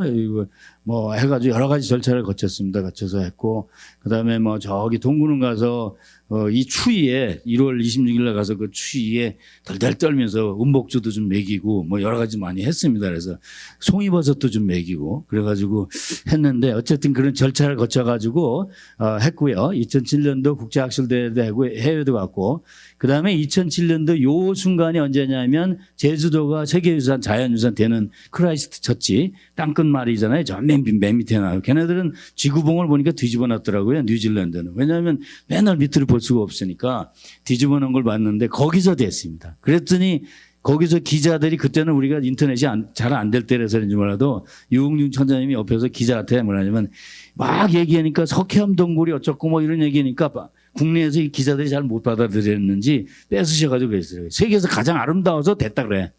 그래서 언론에서 세계에서 아름다운 것처럼 돼 있는 거예요. 사실은 물론 아름다운 그 유산은 다른 걸로 평가 기관이 있지만 세계유산은 아름다운 걸로 평가하는 기관은 아닙니다. 그래서 종류석이나 석회암 동굴 가지고 세계유산 됐다는 말씀을 다시 한번 드리고요. 자, 그래서 이제 어쨌든 이렇게 해서 이제 문화청과 예교부의 등재신청을 작성을 해서 제가 관여를 했고요. 영문으로 작성을 해서 갑니다. 그 다음에 이제 12개 항목 중에서 여러 가지 질문이 많이 왔어요. 이 질문 중에 뭐라고 하냐면 1월 달에 2008년도 1월 달에 질문이 왔어요. 이코머스에서. 야, 너네들 자기가 쳐봤더니 조선왕릉에 27개 왕이 있고 46번의 왕비가 있다는데 북한에 2분, 3분 빼지고 나머지는 쉬어보니까 2사람이 빠진다. 2분이 누구신지 아시겠죠? 네, 누가 빠져요? 네, 저기 성북동에 계시는 분하고 또 저기 남양주에 계시는 분 계세요. 누구죠? 조선시대 2분. 묘로 돼 있는 분이 계시다고요. 능무원묘에서 묘로 됐잖아요. 연산군하고 광해군이 빠졌잖아요. 그래서 그분은 왕을 해다가 정치를 잘 못해서 쫓겨나서 능이 아니고 묘다. 그러고 했더니 거기서 또 답변이 왔어요. 그럼 왜 묘인지 그걸 얘기를 해줘야 되었느냐? 왜 그랬는지. 그래서 그냥 우스갯소리 말씀이면 연산군은 자기 할머니 머리통으로 받아서 그 문제 생겼고, 그 다음에 광해군은 아시잖아요. 이렇게 해서 인조 반정 때문에 이렇게 됐다. 이렇게 해서 보냈더니 자기네가 생각하기에는 그게 더 세계사 속에 가치가 있다. 그렇잖아요. 그죠? 못한 정치도 세계에 알려져야 되잖아요. 그래서 그것도 권고사항입니다. 사실은. 연산군과 광해군 놓아서 세계인이 와가지고 자기 할머니 머리를 뒤로 받으면 쫓겨난다는 거 하고, 그 다음에 인조방정이 쫓겨난 이런 얘기들을 얘기해달라는 거거든요. 이제 그런 작업들이 좀 필요하지 않나. 제가 괜히 했는데 어쨌든 그렇게 이해하시면 될 것 같고요. 그래서 2008년도 6월 달에 큐벡대에 가서 홍보도 열게 하고, 다음에 이제 스페인 세비야에서 40개 등이 모두 세계유산이 됐습니다. WAC 대회에서. 그래서 그런 내용을 보실 수 있고요. 그래서 이제 등재되면 여기까지만 하고 5분 정도 쉬겠습니다. 등재되면 그럼 어떤 게 이점이 있느냐. 관광 홍보 효과가 있는 거죠. 수입 증대가 올라갈 것이다. 그 다음에 보존 관리가, 이제 유네스코에 이거 관여된 사람들이 보존 관리 대책이나 뭐 이런 것들 서로 협의할 수 있고요. 그 다음에 무엇보다도 이제 지역이나 국가의 자부심이 고취가 되고, 그 다음에 이제 소유권 행사를 할 수 있는 이런 건데, 이건 이제 국제적인 거라고 보시면 되겠죠. 그 다음에 세계유산 기금으로부터 월드 헤리티지 펀드라는데, 재정도 받을 수 있고 기술적으로도 지원을 받을 수 있습니다. 그다음에 이제 보존 관리에 대한 그런 내용들을 하는데 어쨌든 이런 지원을 받을 수 있는데 쉽게 말씀을 드리면 모든 관광 가이드 책에는 전 세계에 다 들어가죠. 그런 게 들어간다 이런 얘기죠. 그러니까 관광 수입이 올라갈 수 밖에 없고요. 그다음에 이제 그런 내용들이 쉽게 될 수 있대요. 뭐 교과서에서도 쉽게 들어갈 수 있고 이런 이점들이 있다고 보시면 될 것 같고. 그다음에 이제 요거만 말씀을 드리고 이제 쉬겠습니다. 최약국 191개국에 있는 매 6년마다 자연유산의 보존 상태를 보고하게 돼 있고 지금도 실사를 세계유산 종묘에 들어와 있습니다. 들어왔을 가능성이 있습니다. 왜냐하면 주변국들이 모니터링을 계속 보고를 해요. 그래서 떨어뜨려요. 근데 그거를 할 수 있는 사람들은 우리나라는 바다 건너에 계시는 분들인가 아니면 저기 중국 분들이 많이 와서 하겠죠. 그런 작업들을 많이 하기 때문에 보존 관리를 잘해야 되고 금년도가 2016, 17, 18년도 3개국이 5대양 6대주에서 아시아 태평양 지역에 보고하는 지역입니다. 올해가 그런 지역이 그런 때거든요. 그래서 아마 올해가 특별히 더 많이 그런 걸 할 것 같은데 혹시 여기 들어가시면 우리보다 좀 다르게 생긴 분들이 자꾸 물어보면 답변 안 해주시는 게 오히려 좋을 수도 있고요. 잘난 것만 얘기하시는 게 좋을 것 같은 생각이 듭니다. 그래서 석굴암은 아까 말씀을 드렸습니다만 이 조각 기술이 뛰어나다고 보면 되겠죠. 그래서 여기서도 뭐 우리 토목에서 발표를 했습니다만 황금비례 미술사도 했겠지만 황금비례가 우리는 유럽 애들은 여기서 여기까지인데 1대 1.628이잖아요. 근데 우리는 이게 애시당초 저처럼 이렇게 씌우시기 때문에 이게 안 나오거든요. 그래서 우리는 이걸 재보면 1대 루트 2죠.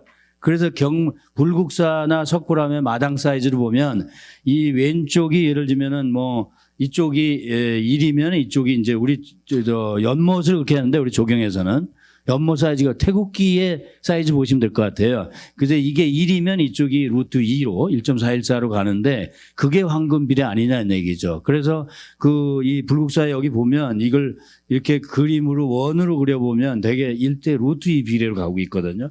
그러니까 우리 조상들도 황금비례가 분명히 있었다 뭐 잘 아시다시피. 그래서 우리 한척은 여기서부터 여기잖아요. 우리 한자 얘기하시는데 한자 30.3이잖아요.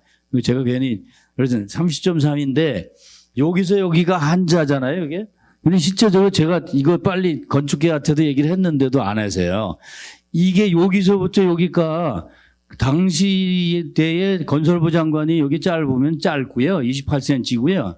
당시에 여기 건설부 장관이 길으면 33cm까지 나옵니다. 근데 지금 우리 33cm는 일제강점기의 건설부 장관의 사이즈잖아요. 그러니까 그게 다른데 어쨌든 여기서 여기가 한쪽이고 뭐 잘 아시다시피 피트 뭐 이런 게 있는데 요거는 이제 그런 기술적인 면을 가지고 한 게 석굴암 불국사다 이렇게 보시면 될 것 같고요. 물론 다른 내용들도 많이 있습니다. 여기 보면 불교 교리가 사찰에 잘 반영이 됐다 사례다 뭐 이런 걸 가지고 이제 했지만 실제적으로 스토리는 뭐 그렇게도 갈 수 있다는 얘기죠. 종묘는 아까 말씀을 드렸습니다. 그런데 여기서 한번 잠깐 보실게. 아까 제가 종묘의 요건 이제 저기죠. 영영전인데 종묘의 정전이 길은데 12감실로 돼 있는 19개 감실이죠. 감실이 가장 긴 건축이라고 했어요. 그렇죠. 그런데 중국도 그러면 있을 수 있으니까 그러면 다른 게 있어야 될 거 아니에요. 또 다른 게 뭐냐 이런 얘기죠. 조선왕릉세계유산 할 때 그 단장이 누가 왔었냐면 왕리준이라는 친구가 왔습니다. 임금왕자의 힘력자의 군인군자. 그런데 저기 인천공항 갔더니 저거 워카를 또 신고 왔더라고요. 그래서 워카 아시잖아요. 워카 신었는데 원카 짓고 왔는데 갈 때 우리가 조선호텔에서 잤는데 마지막 날 15일 동안 있습니다. 남대문 시장 가면 우리 끝내주는 거 있습니다. 이 중국분들이 좋아하는 거. 우리는 있잖아요. 우리는 그 친구가 계속 15일 동안 이 끈을 풀었다 그랬다니까 밥 먹을 때 풀어야 되고 먹고 나서 쪄매야 되고 담배 피울 때 기다려야 되고 그런데 15일 동안 했는데 이게 짜증이 나는 거예요. 왜냐하면 다 영월까지 다 가니까. 그래서 우리가 아이디어를 냈어요. 아, 저 친구한테 내가 돈은 없지만 선물을 사줘야 되겠다. 그래서 조선호텔이 작거든요. 여기 조선호텔 앞에 남대문 있잖아요. 거기 데리고 가가지고 하나 사줬죠. 야, 이거 내가 너 선물 사줄게. 뭐냐면 우리는 끈은 매 있는데 이게 있잖아요. 이거 딱 주니까 이게 진작 사주지. 그럼 니네 고생 안 했을 텐데. 그랬거든요. 그런데 결국은 이제 나중엔 짐이 무겁다고 안 가져갔는데. 그런데 어쨌든 그 왕리준 친구가 와가지고 우리가 설명을 해야 되잖아요. 우리가 중국하고 달라야 돼. 그죠? 중국에 가시면 태묘가 있습니다. 태묘가 지금 뭐로 돼 있냐면 자금성이 9,999칸으로 돼 있고 경복궁이 999칸으로 돼 있고 우리 할아버지는 9칸에 살으셨는데 참봉이기 때문에 선생님들은 99칸에 사셨잖아요. 그런데 이제 보면은 9,999 걔네들이 쓰는 건물 자금성에서 옆에 이제 태묘가 있지 않습니까? 우리 종묘 모양으로. 근데 그건 종묘 사직이 어차피 그렇게 배치게 돼 있으니까 줄의 고공기에 의해서. 근데 왼쪽에 보시면은 여기에 보시면 그 종묘에 보시면 19분이 이렇게 계시는데 중국부터 먼저 말씀드릴게요. 중국은 이렇게 배치가 돼 있으면 가운데 감실이 있습니다. 태조감 신이가 가운데 놓여져 있어요. 그다음에 그래서 우리는 그런데 이게 종묘라면 이 태조부터 쭉 이렇게 서열이 이렇게 돼 있잖아요. 그렇게 돼 있는 게 다르죠. 우리가 니네 안 따라갔다 이런 얘기죠. 조선왕릉도 그걸 찾아낸 겁니다. 이제 뒤에 보시면 알지만 달라요. 중국하고 다르거든. 왜냐하면 유네스코에서 이 왕리준이라는 친구를 보냈다는 얘기는 똑같으면 하지 말라는 얘기잖아요. 하지 말라는 얘기이기 때문에 그렇게 보낸 거거든요. 그리고 우리가 다른 걸 찾아야 되거든요. 그런 걸 보시면 될 것 같고 그다음에 이게 영영전인데 여기에 종묘가 있잖아요. 그렇죠? 우리는 우상좌우입니다. 북서쪽이 상으로 졌어요. 그런데 중국은 뒤에가 상이에요. 그래서 중국의 태면을 가보시면 정전이 있고 바로 뒤에 영영전이 있는 거죠. 배치가 다릅니다. 이해가 되시죠? 이제 그런 것들이 이제 달리 가고 있다는 이해를 하시면 될 것 같고요. 자, 종묘는 그래서 어쨌든 요거 네 번째 항목이죠. 이걸 가지고 지금도 이런 제례가 있다는데 태묘가 없었어요. 그래서 태묘가 제가 중국에서 1900 말하고 2000년대 초에 거기 공부 잠깐 했는데 가보면 태묘가 그때도 국립도서관으로 쓰고 있었어요. 태묘에서 제례도 안 지내고 그러니까 우리가 우주례인 거죠. 지금 사직단도 우리가 제례가 있잖아요. 사직단을 중국은 가보시면 하지만 자금성 옆에 손중산 선생님이라고 그분의 손중산의 공원으로 만들어 버렸잖아요. 물론 오행 흙은 지금도 뿌리고 있긴 한데 이렇게 놓치긴 한데 어쨌든 그런 것들을 다루고 있다 보시면 해인사는 아까 말씀드렸습니다. 이런 장판각을 짓는 거, 장판경에 대한 가치를 인정받아서 세계유산이 됐다 이렇게 보시면 될 것 같고요. 그다음에 이제 창덕궁도 아까 말씀드린 것 같습니다. 후원이 가치를 굉장히 많이 받았는데 후원의 동골대 보면 이렇게 나무를 이렇게 놓지를 않았어요. 그래서 저는 이 뒤에는 안 나오는데 우리 조경하는 사람 입장에서는 원래는 정조가 여기서 부용정을 내려다보기 때문에 부용정 형태의 그런 정자각은 중국에서 아무리 찾아봐도 안 나와요. 그러니까 그 부용정 자체가 조각물이었죠. 조각물로 봐줘야 되는데 내려다봐야 되는데 여기 뭐 이렇게 많은 그 나무들이 자라는데 그냥 놔둬가지고 옛날에 이렇게 나무를 놔두지 않았거든요. 왜냐하면 왕비나 예를 들면 공주공자들이 놀다가 나무까지 부러지면 큰일 나니까 동굴 대부분 나무를 다듬었습니다. 일본 정원 가보면 많이 다듬어진 게 일본 같은데 일본은 19세기 때도 안 다듬었어요. 우리가 먼저 오히려 더 다듬었거든요. 그래서 그런 것들은 이제 바로 앞으로 개선할 건데 어쨌든 지금 창덕궁은 뒤에 정원하고 건축이 또 배치가 대개 보면 모든 그 궁궐들을 가보면 유럽도 가보면 이게 정형식으로 딱딱 맞춰져 있잖아요. 근데 가서 보면 대조전이 보는 방향, 인정정이 보는 방향이 다 다릅니다. 축이 굉장히 중요해요. 왜냐하면 유럽 아이들은 축을 굉장히 중요시 여겼습니다. 세계유산 시작을. 왜 그러냐면 옛날에 일본 유럽 쪽의 건축들을 보면 초창기에는 예루살렘을 향하는 건축을 많이 지었거든요. 그 조선왕릉도 그 축을 에식스라는데 그 축을 찾는 작업을, 왜냐하면 평가는 어차피 유럽 애들이 하는데 우리 뭐 음양, 오행, 풍수, 사상 아무리 얘기를 해도 걔네 속에서는 이 개념이 잘 안 쓰거든요. 그러니까 그런 작업을 했다는 말씀을 좀 드리고 싶고요. 그다음에 여기도 뭐 창덕궁 이야기는 뭐 요만 가지도 있어요. 수원 화성은 기술이죠. 기술. 우리 조선시대에 우리 민족의 기술이 함축된 걸로 설명을 한 거죠.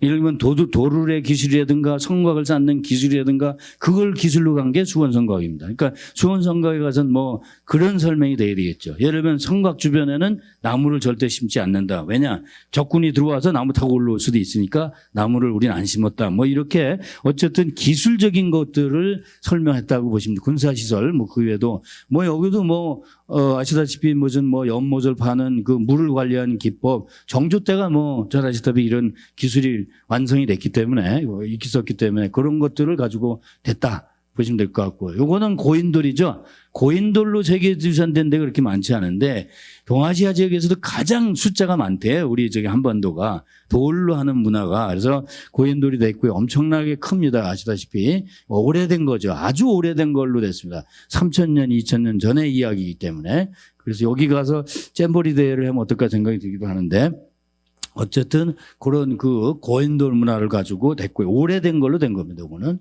경주 역사지구는 이제 아까 말씀드린 남해한테 전해지기도 해야 돼요. 그래서 일본의 문화가 전해지는 게 돼 있고요. 이런 거는 평성궁에 거의 그대로 있고요. 그다음에 이제 그런 기술들을 특히 이제 7세기, 10세기 사이에 개화식의 사원이라든가 궁궐 유적 이런 것들을 이제 볼 수가 있다는 거죠. 그런 내용들을 이제 담고 있다고 보시면 될 것 같습니다. 이 안압지, 저희는 그 조경하는 사람들 입장에서는 정원에서는 안압지는 문무왕이 삼국을 통일을 하고 기념하기 위해서 만든 거죠. 그래서 이제 안압지가 해안가에 이렇게 만들어가고 거기 섬도 3개를 만들어서 신선사상을 넣고 그래서 동아시아 사상을 모든 걸 갖다 집어넣은 데가 안압지다 이렇게 보시면 될 것 같습니다. 그다음에 물론 여기 이렇게 대능원이라든가 이런 무덤 문화도 이렇게 돼 있죠. 우리가 잘 보실 게 우리는 백제하고 신라가 뭐 제가 할 건 아니고 사실은 역사하시면 덜 하지만 우리 쪽에서 보면 우리는 조경은 겉에 이제 꾸미는 걸로 들어가는 건데 이렇게 큰 성물들을 보면 배치도 가보면 저 앞산하고 이렇게 축을 맞추는 노력들을 상당히 많이 했습니다. 그래서 그때 당시에 어떤 문화를 그냥 가지고 있다는 걸 보실 수 있을 것 같고요. 물론 첨성대도 있고요. 그래서 우리는 이걸 지금 사실은 이렇게 얘기를 합니다. 저희들은 만들어서 쌓는 과거든요. 건축가나. 그래서 그거 아시잖아요. 포석정은 그 포자가 뭐죠? 그 전복 포자인가요? 전복 포자인데 전복처럼 생긴 건 아시는데 거기 술 이렇게 경영원이 해가지고 다친 것도 알고 다 아는데 그 포석정에 그걸 실제적으로 이렇게 디자인하다 보면 안에 있는 돌이 12개로 짜여져 있어요. 이건 12절기거든요. 그 밖에 물길 밖에 있는 돌들은 24개입니다. 24절기를 얘기하고 있고요. 그다음에 이거는 지금 정확하게 하는데 저희들이 쉬어보면 돌이 몇 개냐면 첨성대는 360개 내지 365개 정도 돼요. 그러면 365일 12달 24절기 우리 동양 문화에서는 그런 뜻을 가지고 뭘 만들고 있거든요. 그래서 재진이 나도 아마 그래서 그런지 끄떡없는 것 같습니다. 끄떡은 없는지 모르겠는데 자, 요거는 화산섬입니다. 요게 지구상에 있는 외국 학자들이 증명한 겁니다. 지구상에 있는 종류석 용암의 모양이 가장 아름답고 기교하고 세밀하게 돼 있다는 겁니다. 이게 사실은 이걸 보여줘야 되는데 지금 이걸 보존하려고 그림으로만 보실 수 있죠. 전문가들하고 이제 그때 실사들을 말씀봤는데 이렇게 종류석이 거의 아마 이게 일찍 오픈됐으면 다 뛰어갔겠죠. 세계에서 못했는데 다행히 그래도 나중에 발견돼서 이렇게 종류석이 잘 돼 있고요. 응해암이 뭐 풍경이라든가 폭포 이런 거 호수 뭐 이런 게 다 돼 있다 이렇게 보시는데 이게 이제 세계유산 되고 나서 짜증나는 나라가 들리는 얘기로는 짜증나는 이 석회암, 응해암 이쪽 화산산 가지고 세계유산 하려고 했던 나라가 있었어요. 2009년도 세비야 스페인에서 이걸 하려고 했답니다. 근데 우리가 2007년 2년 전에 저걸 해가지고 돼버렸어. 우리가 되면 불리해져요, 걔네가. 그래서 못 됐습니다, 걔네가 실제적으로. 그래서 전략이 또 필요합니다. 그래서 왜냐하면 자기들은 그날 2009년도에 스페인에서 세비에서 세계선 대회를 유치해 놨었거든요. 그러니까 자기네는 그때 하면 좋겠다. 그래서 안 한 거죠. 안 했다가 만약에 그때 두 개가 같이 들어오면 우리끼리 또 경합을 했을 가능성이 있는데 다행히 스페인에서 지네가 다른 전략 쓰는 바람에 우리가 유리한 면도 있었어요, 사실 여러 가지. 그래서 전략이 필요하다. 왜냐하면 기록유산이나 무형유산은 자국에서 오케이를 하면 사실 기록유산은 우리나라에서만 오케이하면 되게 돼 있는데 문제는 일본이 싫어하는 거잖아요. 그러니까 못하게 하는 거지 일종의. 자국에서 하는 건 되게 그렇게 하질 않거든요. 기록용문에. 근데 이 문화유산이나 자연유산은 평가를 좀 까다롭게 한다는 말씀을 좀 드리고요. 자, 그다음에 하회마을이죠. 하회마을도 저는 이렇게 설명합니다. 아까 얘기했지만 민주주의의 그 하회탈이 있고, 그다음에 여기 배치를 보시면 양반들이 물가로 배치가 돼 있어요. 물가가 더 어려워요? 아니면 그 머슴들 사는 데가 더 위험해요? 물가가 더 위험하거든요. 잘 보시면 양반들이 물가로 배치가 되어 있습니다. 양반총들이, 기와집들이. 그다음에 일반 서민들은 농지 쪽이 저쪽 산 쪽으로 붙어 있어요, 또. 그건 뭐냐 하면 농업사회이기 때문에 농업을 더 중요해요. 물론 자기들도 위험할 수 있는데 대개 보면 다른 데 배치는 보면 우리나라 배치들이 되게 뒤에 언덕을 끼고 산을 끼고 앉잖아요. 근데 하회마을은 그렇지 않죠. 대개 보면 이 하회의 솔바 쪽으로 양반들이 살고 그다음에 농지하고 가까운 데가 일반적인 머슴들이 살고 그런 배치가 돼 있잖아요. 그런 걸 좀 강조를 했다고 보시면 될 것 같고요. 그래서 보면 거기 가서 보면은 또 하나는 뭐냐면 하회가 행주형 형국이기 때문에 운물이 없지 않습니까? 그러니까 양반들이 물을 쉽게 구하려면 물가로 올 수밖에 없지 않냐. 그런 생태적인 게 있고 같고요. 또 어떻게 설명하는 분이 있냐면 그 농경사회이기 때문에 농사를 짓기 위해서는 농지가 떠내려가질 말아야 돼. 장마 났을 때. 그래서 그쪽에 그 숲 쪽에 예를 들면 있으면 농사 짓는데 옛날에는 농약이 없으니까 벌러지를 잡아먹으려면 산속에 있는 새들이 와서 쉽게 잡아먹기 위해서 그렇게 했다고도 설명하는 분들이, 이건 이제 저희가 생태학 하는 사람들 입장에서 설명이고요. 물론 이제 건축이 양반 건축도 있고 뭐 일반 건축이 있어 그것도 또 독특하게 이용을 받았는데, 그래서 저는 어떻게 설명을 하냐면 이게 좀 사진이 좀 있는데 양반촌에는 보면 양반촌에서 보는 길하고 같은 길을 보시더라도 양반 쪽에서 오는 길하고 머슴들이 사는데 길하고 길 폭이 다릅니다. 가보시면요. 그런데 양반들이 사는 데는 뭐냐면 머슴들이 저쪽 그 강변에 낙동강에서 물을 찌고 이걸 지고 가야 되잖아요. 그 폭하고 거의 비슷해요. 그러니까 휴먼 스케일이죠. 그다음에 그 농사 짓는 분들은 머슴들은 농지로 나가는 그거하고 연결이 돼 있는 거 아닙니까? 그래서 그런 그 도로 하나를 만들어도 우리는 굉장히 그 휴먼 스케일이나 이런 액티비티한 거를 굉장히 가져했다 이런 거를 보실 수 있고요. 물론 대통령도 가보셨지만 하회탈이 굉장히 중요한 역할을 또 하고 있잖아요. 그게 이제 어떻게 보면 민주주의라고 볼 수 있는 건데, 그래서 됐고요. 그다음에 남한산성입니다. 남한산 아까 잠깐 말씀드렸는데 지구상에 있는 모든 산성, 피난 간 산성이잖아요. 임시로 가는 산성인데 대개 유럽들은 임시로 가는 산성들은 육조하고 이 행정수도를 다 가져가지 않았어요. 근데 인조는 그게 중요한 겁니다. 다 가져갔어요. 종묘, 사직, 2호의 변형공 아예 장기적으로 오래도 버틸 그런 걸로 독특하다는 얘기죠. 쌓는 기법도 중요하지만 그거를 이제 보시면 어떨까 생각이 들고요. 그래서 산성이 이제 이렇게 돼 있다. 그래서 그걸 가지고 극동에서 방위 기술로를 종합한 건데 도시산성, 그러니까 그 도성의 산성이라고 이해하시면 될 것 같고요. 그런 걸로 돼 있다. 물론 여기에는 이제 불교적인 요새화나 이런 것들도 포함됐다고 설명을 드릴 수 있을 것 같고요. 그다음에 이제 12번째 백제입니다. 아까 백제는 말씀을 드렸다시피 교류입니다. 백제가 교류를 잘했던 것 같아요. 예를 들면은 뭐 신안 그 해저 유물 발견하듯이 중국과 연결하는, 일본과 연결하는 그런 역할을 해주는데 실크로드가 세계에서 했는데 일본 애들이라면 일본 사람들이 그걸 해서 실크로드가 우리가 지금 안 들어가 있잖아요. 원래 경주부터 가야 되잖아요. 실크로드가. 지네는 바다로 건너갔다는 거잖아요, 지금. 그래서 우리 걸 빼버렸어요. 지금 실크로드가 우리는 세계유산 지금 안 들어가 있는데 우리도 그걸 넣는 작업을 해야 될 것 같습니다. 그래서 어쨌든 백제는 교류에 대한 역할을 지금 했다. 이렇게 보시면 될 것 같고요. 그 다음에 이제 잠정유산이 이렇게 있습니다. 얘네들이 이제 예비 후보고요. 이 중에서 이제 들어가고 계속 지자체장 분들이 자기 걸로 올라가는데 그렇게 쉽지는 않다. 이렇게 말씀을 드리고요.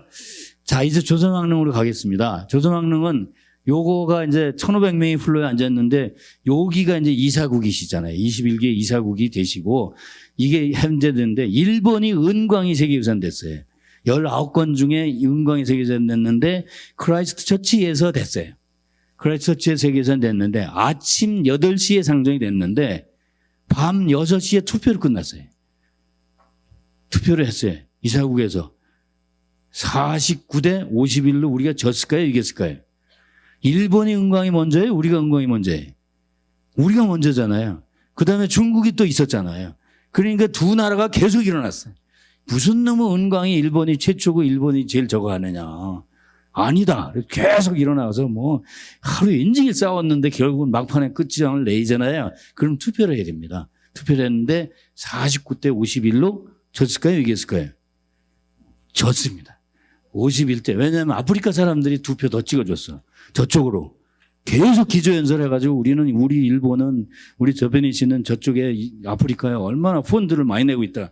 걔네들은 뭐 돈이 중요하잖아요, 사실은. 그래서 넘어갔습니다. 그래서 은광이 설사 우리나라에 나온다 치더라도 세계유산 되기는 그렇게 쉽지가 않습니다. 이게 그와 같이, 그게 중국도 반대했는데 어쨌든 중국 졌죠. 근데 조선왕릉은 보면 이렇게 엄격한 유교예법이 있는 거, 성스러운 완전성이 있다. 이런 얘기 잘 보존했고요. 그 다음에 지금도 재래의식이 지금도 이어지고 있다는 거하고 동서국물 통틀어서 독특한 독창성이 있다. 그래서 세계유산으로 평가받아도 문제없다. 그래서 박수치고 끝냈습니다. 박수치고 끝냈어요. 우리 거도 12시간은 가지 않고요. 뒤에 이제 나오시면. 근데 여기 보시면 요거가 능이 이제 여기서 사진을 놓는데 요 사진은 여기에 보시면 누가 계시냐면 세종이 계시는 거죠. 세종이 여기 계세요. 세종께서는 그러면 27대 왕 중에 누가 제일 잘했냐면 세종 당연히 얘기 계실 거 아니에요. 세종 하면은 뭘 가지고 세계적이라고 얘기를 하시겠어요, 선생님들은. 다 한글이잖아요. 근데 스페인이나 불란서 영국 애들은 한글 모르잖아. 그러니까 세계적인 게 뭔지를 찾아내야 돼, 사실은 지금도. 무슨 상권 정치를 하셨냐면, 지난번에 무슨 누구 말 잘하는 양반 그 얘기 계시던데, 출산 휴가를 제일 먼저 주셨다면요. 전 세계로. 전 세계에서 출산을 세종이 제일 먼저 주셨대요. 그런데 세종께서는 왕릉 쪽으로 무슨 일을 하셨냐면 최초에 원래 세곡동에 무척이 있어요. 소나무 심씨가 4년 전에 돌아가시잖아요. 그러시면서 태종과 원경하고 민씨를 모시면서 병풍석으로 만들어가지고 따로 모시다 보니까 2만 명이 동원이 됩니다. 5개월 동안 공사를 하면, 겨울 공사를 하면 그 돌을 강화돼서 크잖아요. 엄청나게 든 화강을 가지고 100길로 와가지고 돌을 쪼아서 코 만들고 눈 만들고 다 해다 보면 200분이 같이 하늘나라로 올라가 버려요. 그러면 도합 400분이 올라가는 거예요. 물론 숫자가 딱 맞진 않지만. 그러니까 세종은 무슨 아이디어를 내냐면 합장릉인 제도를 만들어냅니다. 최초의 합장릉을 우리나라 만들어내는 거예요. 그래서 방을 따로, 물론 요렇지는 않고요. 나중에 혹시 보실 텐데 요 안에 여기 세종이 계시고 이쪽에 소원왕후가 계셔서 그러면은 효율적이잖아요. 인력이 덜 들어가잖아요. 죽음이 없어진다는 얘기죠. 그 아이디어를 냈고요. 또 하나 이왕 나온 김에 우리 시골에 가면 지금은 없어져도 차르다 운구를 하는데 옛날에 보면 상열이라는 거 혹시 들어봤죠? 꽃가마. 꽃가마를 최초로 제안하신 분이 세종대왕입니다. 그 전까지는 지금 중국에 가보시면 중국에 여행 다니시다 보면 중국에 보면 장례 열차가 보면 그냥 마차에다가 그냥 가져가세요. 마차에 끌고 다녀요. 지금도 중국은 몇백 년을 몇천 년을 그냥 계속 그렇게 와요. 근데 우리는 중국은 가보시면 평지이기 때문에 이게 가능해요. 근데 우리는 그거대로 세종까지는 그대로 이어왔습니다. 오다가 세종이 실록에 그대로 나오셨어요. 야, 그거 매는 방법이 있는데. 그래서 왜냐하면 마차가 바퀴가 자꾸 빠지는 거예요. 현궁을 모시고 가는데 마차 바퀴가 자꾸 빠지고 그러니까 그 바퀴 문제가 생기잖아요. 그러니까 메고 가는 방법을 상여제도를 최초로 만들어낸 게 세종이십니다. 그러니까 이 정치가 자기 스스로 백성을 생각하는 마음이 이미 우러나오고 있잖아요. 물론 이제 고기도 많이 드시고 뭐 이렇게 또 이렇게 많이 딴짓도 하셔가지고 38분이나 계시지만 어쨌든 세종이 하신 일은 그런 합창릉 제도다 보시는 거예요. 자, 이거 보십시오. 이거를 이제 사진을 가져가서 했더니 사진을 이렇게 해서 세계유산 저기로 갔더니 아까 이스라엘 친구 자꾸 얘기했는데 그 친구가 제일 까다로웠어요. 이 거기서 재정위원장인데 이걸 보고 났더니 그 다음에 이제 풀어졌는지 어쨌는지 여기다가 흰색 그 야구공보다 좀 작은 거 아시잖아요. 야구공하고 7번 아이언이 있으면 좋겠다 그러더라고요. 그러시죠? 예. 네. 우리는 제가 왕릉을 사실은 징기스칸 찾아 아마 전 세계에서 나만 치면 무덤마에 찾아다니는 사람이 없을 겁니다. 30년을 쫓아다니고 징기스칸 눈도 찾아다니고 뭐 다 얼마 전에 이제 타지마을 뭐 이런 다 다녀봤는데 이런 데는 없어요. 그렇죠? 중국이 56개 민족이 있어요. 여기 중국에 계시면 56개 민족의 자기 조상을 이렇게 곡선으로 만들고 잔디 카페트를 깔아준 민족은 조선족밖에 없습니다. 뒤에 이제 나오시지만. 그러니까 우리가 잔디에서 자라는 겁니다. 박성현이가 뭐 몇 것씩 먹는 게 이게 박세리 몇 개 먹는 게 다 이미 잔디에서 훈련이 됐잖아요, 우리가. 조지아 자포니까 잔디인데 요건 어디냐면 인수대비고요. 저쪽엔 덕종입니다. 동원 이강인데 잔디 같죠? 아주 골프장 같으잖아요. 그래서 신해정원 조선왕릉. 실제적으로 세종이 이제 쇠곡동에 소나무가 먼저 들어가시잖아요. 세종은 지금 먼저 돌아가시고 거기다가 방을 2개 만들어서 모셔놓고 실록에 보면 거기에 참봉이 자기 집 지려고 소나무 하나를 비웠어요.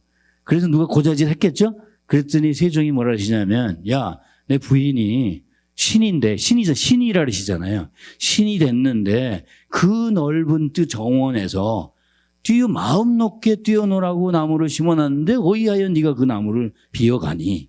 그건 뭐예요? 결국은 신들이 조상들이 거기서 편안하게 쉬려는 뜻입니다. 그래서 저희들이 세계유산 할 때 뭐냐면 중국 가보시면 지하 궁전에 뭐 30m 내려가서 거기에 관이 있잖아요. 그 관이 있고 그렇잖아요. 그건 뭐냐면 살았을 때 만들거든요.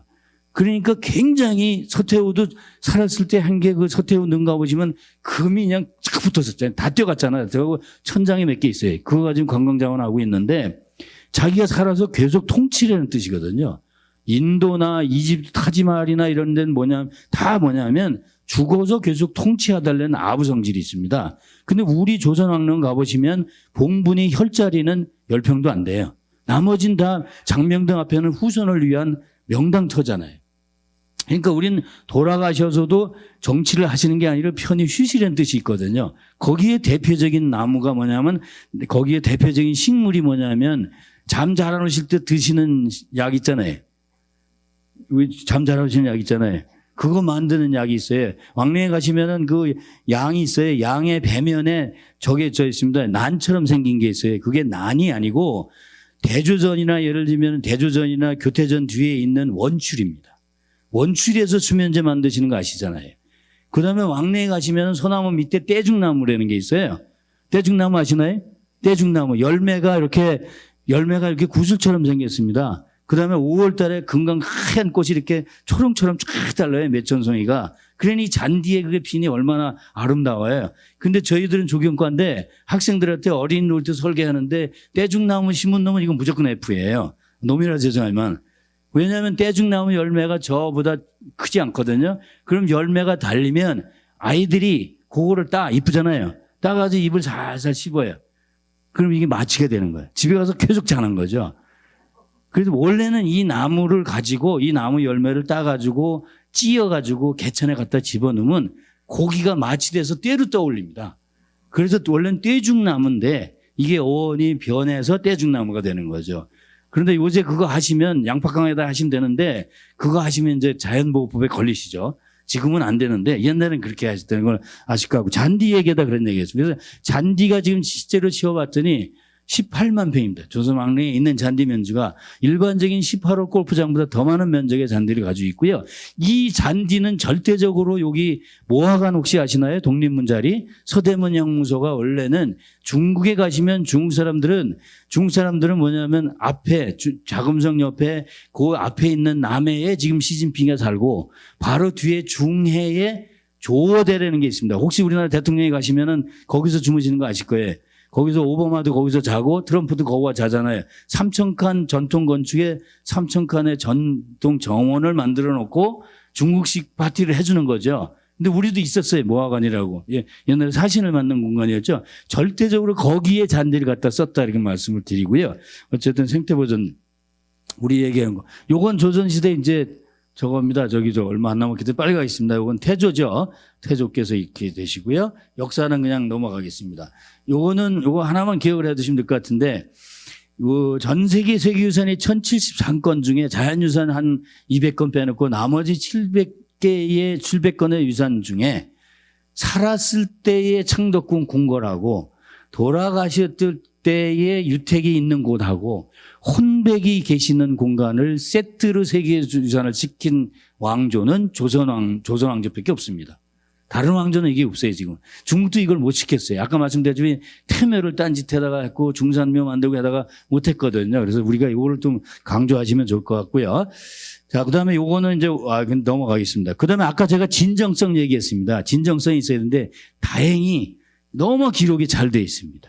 상당히 기록이 잘 돼 있어요. 그래서 보면은 요렇게 이제 실로 국정도가 뭐 이게 예를 들면 국장도가 뭐 이라든지 산능도가 뭐 이게 뭐 빈전도가 뭐 이게 뭐 이런 의궤들이 많이 있어서 이걸 가지고 보여줘서 우리가 진정성이나 이런 것들을 입증을 받았다는 말씀을 드리고요.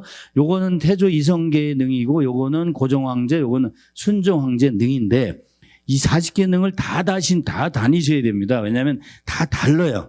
똑같으신 것 같지만 그래서 연종주냐로 아까 이금호 사무총장이 연속유산으로 가라 그랬던 겁니다. 그래서 선능을 시킨 거고 다 이제 태능을 시킨 건데 여기 보시면 요거만 가서 조각을 보셔도 여기 조각에 보면 여러 가지 조각이 있는데 이 고종황제의 거는 마지막 우리의 조각품입니다.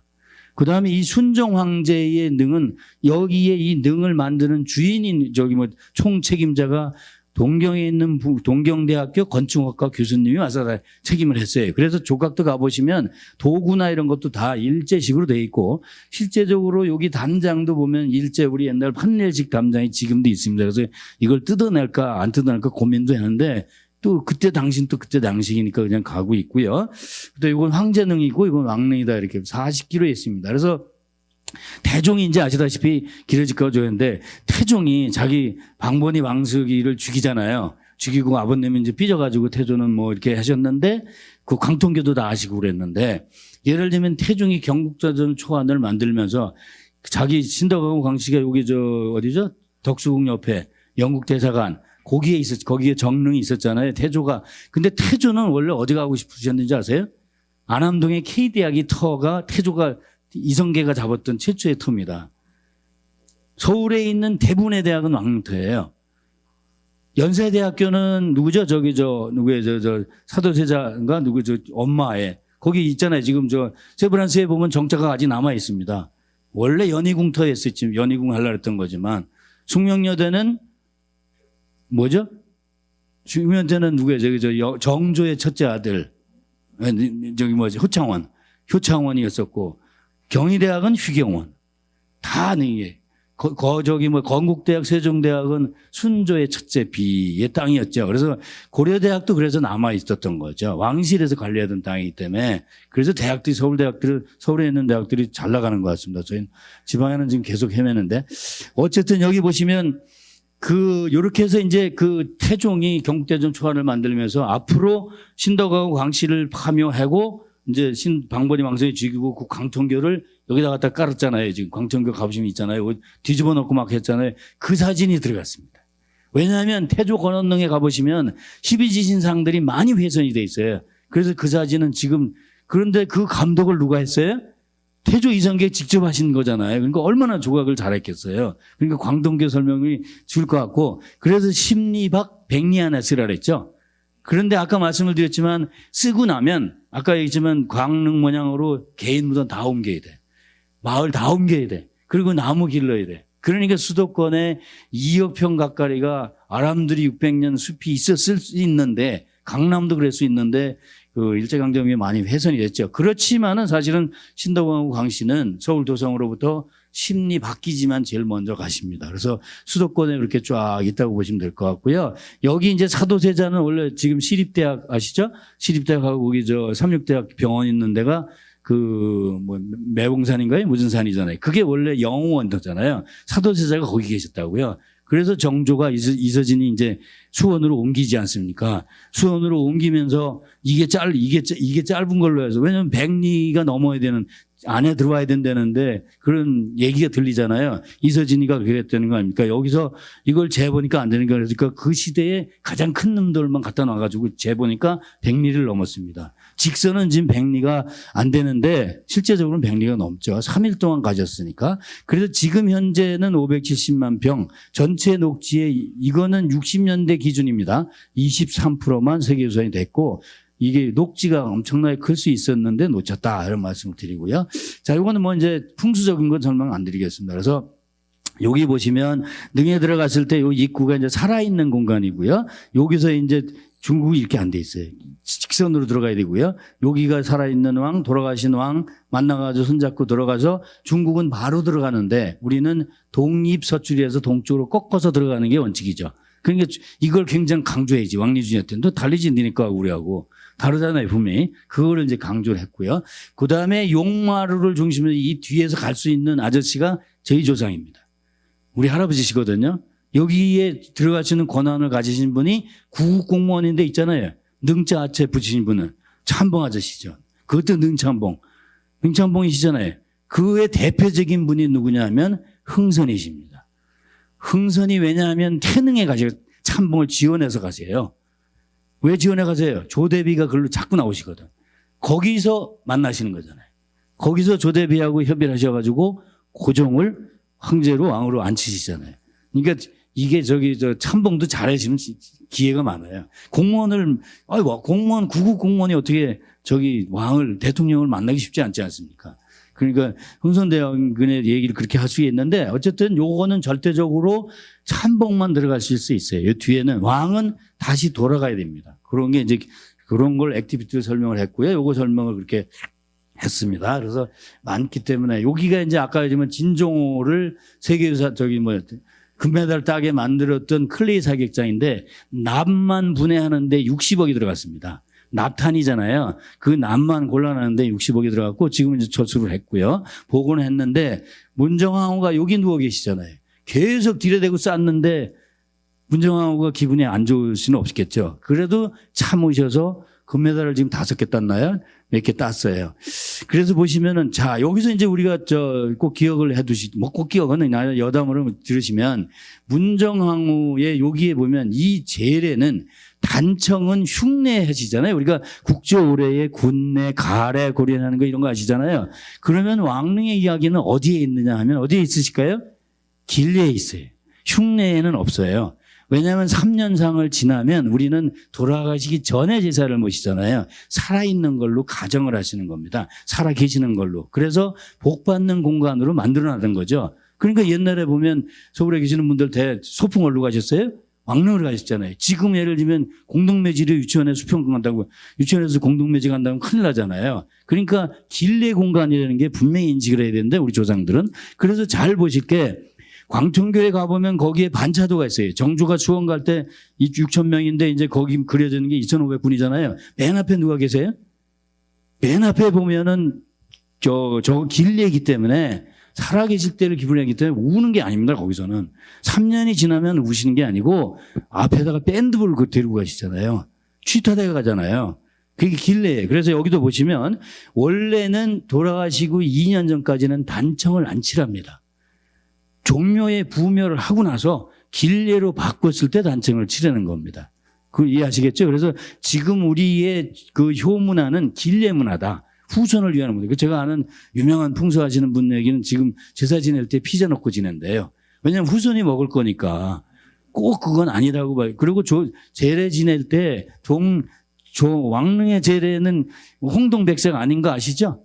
네, 거기에 반드시 들어간 6가지 과일 중에 건과 들어가요. 밤 들어가고 대추 들어가고 다 들어가긴 하는데 사과배는 안 들어갑니다. 뭐가 들어가요? 반드시 들어가는 게 있어요. 6가지 과일 중에. 뭐죠? 제주도에 나는 게 뭐죠? 귤 말고 제주도에는 다 귤 하시던데 비자나무. 비자를 반드시 올렸어요. 왜냐하면 지금 북한에서 한 친구 넘어왔잖아요. JSA. 그 친구 속에 뭐 많이 있었잖아요. 예. 그거 제거용이 비자 열매입니다. 그러니까 옛날에 우리 조상들은 지혜로웠어요. 그러니까 구충제하기 위해서 비자나무. 그래서 왕릉에도 가면 선릉 가면 비자나무가 있습니다. 그래서 비자가 반드시 들어갔지 홍동벽서 이거 절대적으로 따지지 않았다. 지금도 제사 그렇게 안 지납니다. 이해하시면 될 것 같고요. 그래서 보면 여기에 보면 원래 여기로는 가시는 게 아니고요. 요거는 이제 돌아가신 왕이나 왕비만 문정왕만 오시는 거고 여기에서 이제 명종이 4번 절하면 여기에서 만나서 손잡고 쫙 같이 명종하고 문정하고 손잡고 가서 동입서출. 요거 꼭 그거 안 하셔도 되는데 어쨌든 그거 기억하시면 될 것 같고요. 그다음에 여기도 뭐 여러 가지 동물인데 그건 뒤에 말씀을 드리겠습니다. 시간이. 자, 이거 가지고 세계유산 됐습니다. 중국에 이렇게 안 돼 있어요. 우리는 보면 침대가 주무시려면 침대가 있어야 되잖아요. 침대가 7가지 침대가 있어요. 왜냐하면 태조 이성계는 싱글 침대 쓰고 계세요. 혼자 지금. 그렇죠? 네, 병풍성 만들어 놓고. 태종께서는, 그런데 태조는 아시다시피 머리를 돌아가시면서 내 머리 깎으라 했어요? 안 깎으라 했어요? 태종한테 미워가지고, 야, 내 머리 깎지 마, 절대로. 그 다음에 이 흙 함은 것 갖다 써. 억새풀로 했어요. 그래서 뭐 요건 안 하고 가을에 가시면은 여기 억새풀이 그냥 다 그대로 있어요. 규원으로 남기셨어요. 그래서 그대로 해드리고 있습니다. 태조는. 나머지는 잔디를 깎는데 여기가 태종, 여기가 원경왕후죠. 요걸 세종이 만들어다 보니까 도대체가 이게 엄청난 인력이 손실이고 공력이 손실돼요. 그래서 본인은 합장능으로 갑니다. 그래서 쌍능, 단능, 싱글팀대, 트윈, 그 다음에 이건 합장능이죠. 그 다음에 요거는 정의왕후, 세조 아시잖아요. 세조. 세조가 광릉 만들었다 그랬죠? 네, 세조가 광릉. 이것도 사실 영의정 땅을 뺏으신 겁니다. 되게 뺏은 게 많은데 뺏으셨는데 여기에 숲이 4천만 평이 있었는데 지금은 약 한 7만 평만 세계적인 나머지는 산림청에서 지금 쓰고 있어요. 아름다리 쓰고 있잖아요. 잘 쓰고 있는데 요게 뭐냐면 동원 이강형이에요. 근데 가보시면 작년도에 여기 나무를 이렇게 잘랐습니다. 잘랐어요. 이걸 잘라서 해서 여기 록가든을 만들어 놓고 아침에 여기 저기 세조가 일어나서 정의왕을 보려면 숲 사이로 보이질 않으세요. 아침에 일어나서 보셔서 잘 주무셨어, 뭐 잘 잤어 이거 얘기가 되셔야 되잖아요. 안 되거든요. 그래서 동환형에서 이렇게 잘랐습니다. 하늘에서 여기 제사 먹을 땐 제사 드실 땐 이렇게 들어오시는데 이렇게 해서 유럽 애들한테 그럼 너네 요새 서로 부부간에 좋으면 이거잖아요. 그죠? 이거 아시잖아요. 그 아이디어를 지네 거예요, 우리 거예요? 우리가 원래부터 600년 전에 있었던 거죠. 하트되게. 이게 동원 이강형입니다. 아시겠죠? 동원 이강형이십니다. 그 다음에 이거는 효종인데 위에 침대를 놓으시고 밑에 침대를 놓으신 경우가 있어요. 침대를. 그래서 요건 곡장을 위에만 치고 밑에는 안 칩니다. 이렇게 돼 있고요. 그 다음에 요게 또 왕리준이하고 얘기할 때 죽일 수 있었어요. 우리가 세교산 가는데. 왜냐하면 중국은 거기 황제가 여기 있으면은 이 서쪽에는 서태후, 동쪽에는 정태후. 태후가 거긴 셋이니까. 그렇게 보세요. 가운데 있어요. 근데 우리는 무조건 우상이에요. 헌종이 여기가 계비, 정비, 여기가 계비. 이렇게 우상좌로 돼 있다는 얘기. 배치가 달라요. 중국을 우리 따를 것 같지만 다르다는 얘기를 했고요. 물론 잔디가 져 있고 여기는 순종께서인데 침대를 혼자 셋이 분이 같이 쓰시니까 좀 불편하시긴 할 거예요. 침대가 물론 크긴 한데 어쨌든 이렇게 양식이 여러 개 있다. 그래서 이건 뭐냐? 자연의 조화에 따라서 우리는 중국이나 이집트나 무슨 인도나 같이 너네처럼 완전 정형식으로 만들지는 않는다. 이거를 가지고 갔다 이렇게 보시면 될 것 같고요. 자, 그래서 요거는 강남에 있는 정릉이죠. 그래서 정릉은 정릉 사실 일제강점기 중종은 저게 없습니다. 사실 유택이 지금 없어요. 다 태우고 가버렸기 때문에 없고요. 그다음에 선종도 없고 성종도 없고요. 요거는 이제 고종 황제 등이죠. 이렇게 돼 있고요. 요게 이제 마지막 우리 조각이라고 보시면 될 것 같고. 자, 중국에 보시겠어요. 다른 나라랑 뭐가 다른가? 요거는 주원장 아시겠죠? 남경에 가면 주원장의 능입니다. 여기 보시면 요거는 서태후의 능이 요쪽에 있고요. 그다음에 요 가운데 건융 황제 능이 있습니다. 여기서 저기까지가 8km입니다. 여기서 내려오면 걸어가는데 아주 죽는 줄 알았어요. 네. 그리고 앞에다가 조각을 해놨어요. 주로 얘네들은. 그래서 족분능이라 그러잖아요. 족분능이고 우리는 각자 각자 40 몇 분의 50 몇 분의 그 능마다 조각을 해드렸어요. 그래서 지상 최대의 조각공원이라고 할 수가 있는 거죠. 그래서 여기 보시면 소나무입니다. 이 소나무도 남쪽에 돼 있고 다 있고요. 요거 보십시오. 이거 가지고 결정적이 되죠? 잔디가 있어요, 없어요? 잔디가 없어요. 청나라 선흥에 마치 사일로 같잖아요. 그 다르다 이 얘기죠. 얘네들하고 우리하고 다르고, 그다음에 여기 보시면 여기 관이 보이시는데 이게 현궁인데 이게 그 권융황제, 권융황제가 92세에 들어가 있습니다. 지금으로 얘기하면 약간 120살까지 사신 거죠. 근데 적게 드셨다라고요. 굉장히 마르셨어요. 통치를 오래 하셨는데 어쨌든 이걸 이제 보여주고 있습니다. 이 안에 들어가시면 이제 그렇게 돼 있고요. 그래서 이런 걸 보이고 있다는 거. 자, 이거 1번입니다. 1번이 우리 거하고 달라요? 같아요? 우리 아마 이렇게 자기 할아버지 할머니 이렇게 모시면 난리가 날 거예요. 뭐죠? 물 속에, 해자 속에 갖다 놓았어요. 요게 내년도 세계유산 들어왔습니다. 제가 작년에 사실은 기회가 좋아가지고 헬리콥터 타고 다니긴 다 실사를, 예비 실사를 했는데, 여기 보시면 얘네들은 그래서 일본 사람들은 요거 이렇게 문고리 이렇게 키 있다는 거 아시죠? 그래서 키 텀브라고 그래. 키 있다는 거. 근데 이게 물 속에 이렇게 집어넣었어요. 이거 이제 7세기부터 나왔는데 전방 후원능이라고 그러는데 1번 이렇게 돼 있죠? 그래서 여기에 보면 지금도 아베 총리가 매년 초에 오면 여기서 제사를 지내죠, 와서. 지금 하고 있습니다. 천황한테 제사를 지내는 건데 어쨌든 이렇게 전방 후원능이다 보시면 될 것 같고요. 자, 이거는 베트남입니다. 베트남에도 세계유산 됐죠? 여기 보시면 여기가 현궁이에요. 이게 선교수님인데, 이대 계시는 선교수님인데, 비가 막 내려가지고 제가 빨리 나왔어요. 나오신 다음에 와가지고 저한테 뭐라 하시냐면, 왜 빨리 나갔냐고. 날씨는 어두워지고, 저는 옆에 능전공이니까 막 찍으러 다녀야 되잖아요. 그런데 이 교수님은, 선교수님은 뒤에서 뭐가 땡기신 것 같아요. 그렇죠? 이해가 되시죠? 우리는 능에 가서 땡기는 게 전혀 없습니다. 뭐 그런지 몰라도. 이거 보면 그렇잖아요? 그렇게 돼 있고요. 여기 보시면, 여기가 봉분이 있고 이렇게 물로 돌려놨죠. 아까 일본 거하고 비슷하죠. 그래서 일본하고 베트남 계열은 같아요. 우리는 이쪽 북방 계열로 들어왔기 때문에 다르다는 걸 보실 수 있겠죠. 자, 그다음에 이제 요거는 보면 이렇게 축을 맞춥니다. 저기 장명등하고 이거하고 이렇게 축을 맞춰야 돼. 여기서 가서 장명등에서 보면 저 앞에다 축을 맞췄어요. 그래서 그걸 계속 강조했어요. 그랬더니 요즘 능에 가면 그게 얘기가 돼가지고 다 거기 가서 들여다봐가지고 거의 잔디 다 죽었어요, 지금. 왜냐면 올라오면 안 돼야 되는데, 왜냐면 유럽 애들한테 니네 예루살렘을 향해서 옛날에 건축 지었지? 우리도 저 앞산 조산에다 축을 맞췄어. 에식스에서 그런 것들은 이제 세계유산 하면서 찾아낸 기법들인데 어쨌든 이렇게 축을 맞추고 있다는 말씀 드리고요.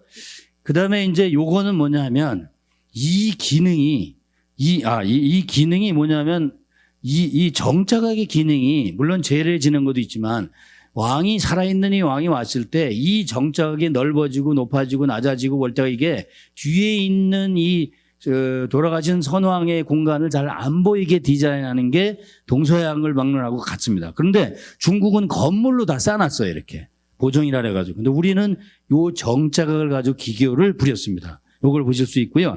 그런데 보면 이게 있어요. 수원에 가시면, 수원에 누가 가시죠? 사도세자이죠. 송강호가 죽였나요? 송강호 죽인 사도세자가 보면은 여기서 보면 정자각이 여기 와 있어야 돼요. 여기 와 있어야 되고요. 그런데 이거를 정조가 가셔가지고 보면 기록에 현웅원 일기에 보면 자꾸 여기를 옮겨라. 아버지가 뒤지에 돌아가셨으니까 앞을 막지 않았으면 좋겠다. 나무도 비워냈으면 좋겠다. 여기가 550만 평의 원래 화성에 도시가 있었잖아요. 그걸 수원으로 옮기고 자기가 천도도 할 계획을 갖고 있었잖아요. 그래서 그런 공간인데 여기에 보시면 이렇게 다 여기 있는 수복방도 이쪽으로 갖다 놨습니다.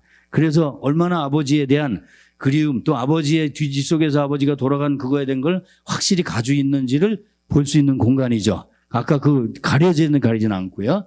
그 다음에 이제 보시면 이게 보세요. 여기는 태조건원능이고 이렇게 난간석이 세조 이후에 난간석만 했어요. 근데 여기 보면 사도세자의 능만 유일하게 난간석이 없습니다. 무슨 얘기인지 아시겠죠? 아버지가 뒤지 속에서 돌아가신 것에 대한 애툼이 너무 강했던 거야. 그래서 그것도 다 없애버리고 여기에 꽃이 12지산에 뭐 이것도 없고 다 꽃으로 바꿔버렸어요. 그리고 뒤에 산 이름도 화산, 꽃 화자의 화산으로 바꾸고 여기에 이제 나무를 조선시대 27대 왕 중에 가장 나무를 많이 심으신 분이 누굴까요? 정조입니다. 정조가 약 1,800만 주를 심어요. 그때 이제 여기 전주시 계시지만 전주시의 꽃이 이제 이화꽃이잖아요. 그게 이제 나오기 시작을 하고 나머지 거기 제방도 만들고 그 뚝도 만들어내잖아요. 이걸 정주가 굉장히 많이 하셨거든요. 그래서 그걸 보실 수 있고요. 그래서 여기 보면 난간석도 없고 꽃도 내일필 저기 연꽃을 이렇게 디자인을 하고 굉장히 디자인이 잘 되어 있습니다.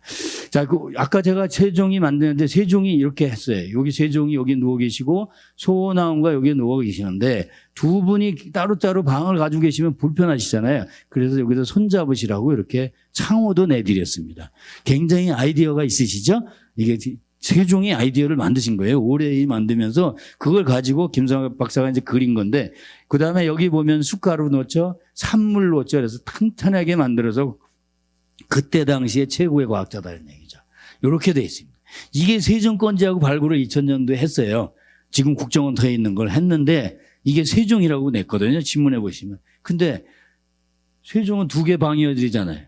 한 방밖에 없어요. 석실인데 핵역실병이야. 그다음에 수순이 있어. 그래서 부랴부랴 찾아보니까 중종 때 계비였던 제1계비는 장경황후 능인 게 밝혀진 거예요. 거기에 보니까 실록에 안반에 그 쇠만 다루는 모습이 그 신하가 안반 위에 그냥 관을 놓았다. 이렇게 일러바쳐요. 그래서 그때 썼던 영의정 좌의정 다 정권 교체가 돼버려요. 그 기록을 있는 걸 보고 아 중종 거다를 중종의 장경화라는 걸 알 수 있는 거예요. 그러니까 기록이 얼마나 중요하다는 걸 아실 수 있습니다. 자, 요거는 이제 조선시대에 가본 장명등이 제일 중요합니다. 사실은. 왜냐하면 장명등이 후손에게 된 거거든요. 복을 받으라는 뜻이잖아요. 고려시대는 사각장명대입니다. 고려하고 조선하고 차이는 장명등이 팔각으로 간 거. 그러니까 태조 권원능하고 고려시대 공민왕릉하고 차이는 요거잖아요. 하나입니다. 다 똑같이 그냥 이해보다 물론 중기에 밝히긴 하는데 여달이고요. 그렇지만은 사각도 되고 그다음에 여기 보시면은 육릉에 보면 여긴 다 꽃으로 배. 여기 보면 원줄이 있죠. 빨리 주무시라고. 심지어는 여기 가보시면 영지버섯도 조각이 돼 있어요. 그러니까 그 시대의 조각을 다 볼 수 있는 곳이다. 이렇게 보시면 될 것 같고요. 그 다음에 이제 시대별로, 요건 외국이나 설명을 이렇게 영어로 썼으니까 양해해 주시고요. 초기에는 사댕신입니다. 태조가 귀가 그 시대면요. 저 서울대학에 뭐 한 교수님이 그 얘기 계시더라고요. 맨날 다니시면서. 왕이 되고 리더가 되려면 귀가 커야 된대. 남의 이야기를 들어야지. 자기가 가서 다 얘기해버리면 장관들이 그냥 간대요. 연락에 노트북에 가져왔다가. 그 얘기도 맞는 것 같습니다. 그래서 리더는 귀가 크다. 그래서 태조 이성계의 능에 가면 귀가 큽니다. 그 다음에 4등신으로 가다가 실사구실이라는 개념이 들어오면서 1m 80 모작거정 그러니까 실제적인 그 규모로 가고 거의 사실적으로 묘사를 합니다. 그래서 굉장히 조각이 잘 되어 있고요. 그 다음에 이제 이거 보시면 이 조각이 화강암이죠. 중국도 대리석이에요. 유럽도 대리석입니다. 대리석은 조각하기가 상당히 쉬워요. 근데 우리는 화강암이잖아요. 강화에서 까가지고 와가지고 다 쪼았는데 이놈이 떨어져 나갔다고 생각해 보세요. 본드로 붙일 수도 없고 다시 해야 돼요. 화강암에서. 그런데 이 조각이 1,500개가 다 있습니다. 지금 1,500개 조각이 그 시대 조각이 있는데 이걸 보십시오. 이건 인조 거고요. 이는 누구냐면 정조의 무인이에요. 살쪘어요, 안 쪘어요? 지금 저도 친구가 장군들이 있는데 이렇게 이런 장군은 예선탈락이잖아요. 장군이 이래가지고 총을 제대로 못 쓰겠어요. 뛰겠어요? 안 뛰어요. 그런데 시대적으로 보면 못 살 때 가면 이렇게 돼요. 고종 때 와가지고 못 살으면 무인을 완전히 홀쭉하게 만들어놔요. 시대가 그 시대 1,500개 조각이 그 시대의 그 조각을 그대로 다 볼 수 있는 거죠.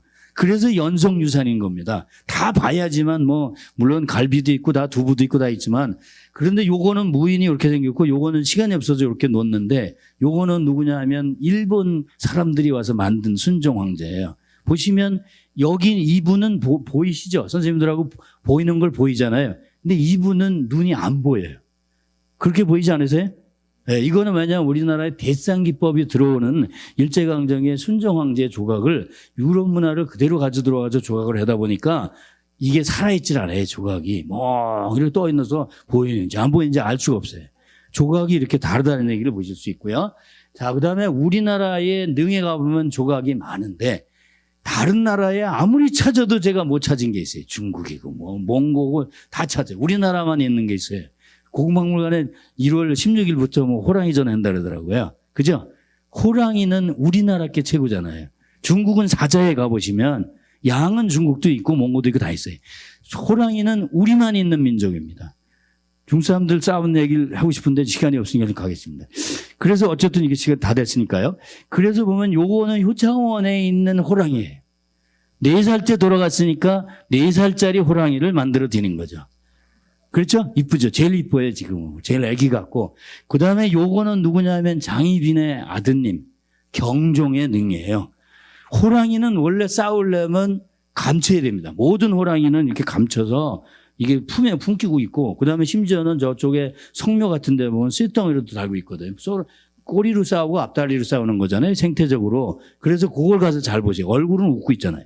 우리나라 호랑이들이 얼굴은 웃고 있지만 다리하고 꼬리로 싸우는 건데, 여기 보시면 이미 경종은 포기했어. 자기 권력이 없는 걸 아는 거지. 영조가 물론 만든 거지만 포기했잖아요. 꼬리를 아예 포기한 형국. 그러니까 조각이 호랑이 하나만 하더라도 그런 그 호랑이 생태를 다 발아가지고 조각을 했던 걸 보실 수 있습니다. 그 다음에 이제 뭐 양도 있는데, 오늘 시간이, 요 호랑이 보시면 이렇게 눈이 있고 이렇게 저기 하시는데 이렇게 요 앞다리로 싸우잖아요. 그리고 뒤에다 꼬리를 숨겨 놓습니다. 이렇게 그런 기법들을 우리가 볼 수 있는 거. 우리는 원래 싸움이 우리는 맞짱 뜨는 문화잖아요. 중국 사람들은 이 같이 떼거리를 싸우는 게 사자가 떼거리 싸웁니다. 그래서 아침에 저희 베이징에 보면 베이징에 있을 때 보면 아침에 쓰레기 보러 이렇게 부인끼리 나왔다가 퇴근할 때 보면 이쪽에 30명, 이쪽에 30명 와 싸워요. 그게 이제 중국의 싸움이고요. 중부 지역은 또 저 남쪽 지역은 나중에 얘기한다면요. 거기는 일주일 후에 내가 기분 나쁘다라고. 우리는 어떻게 싸워요? 압록강변에는?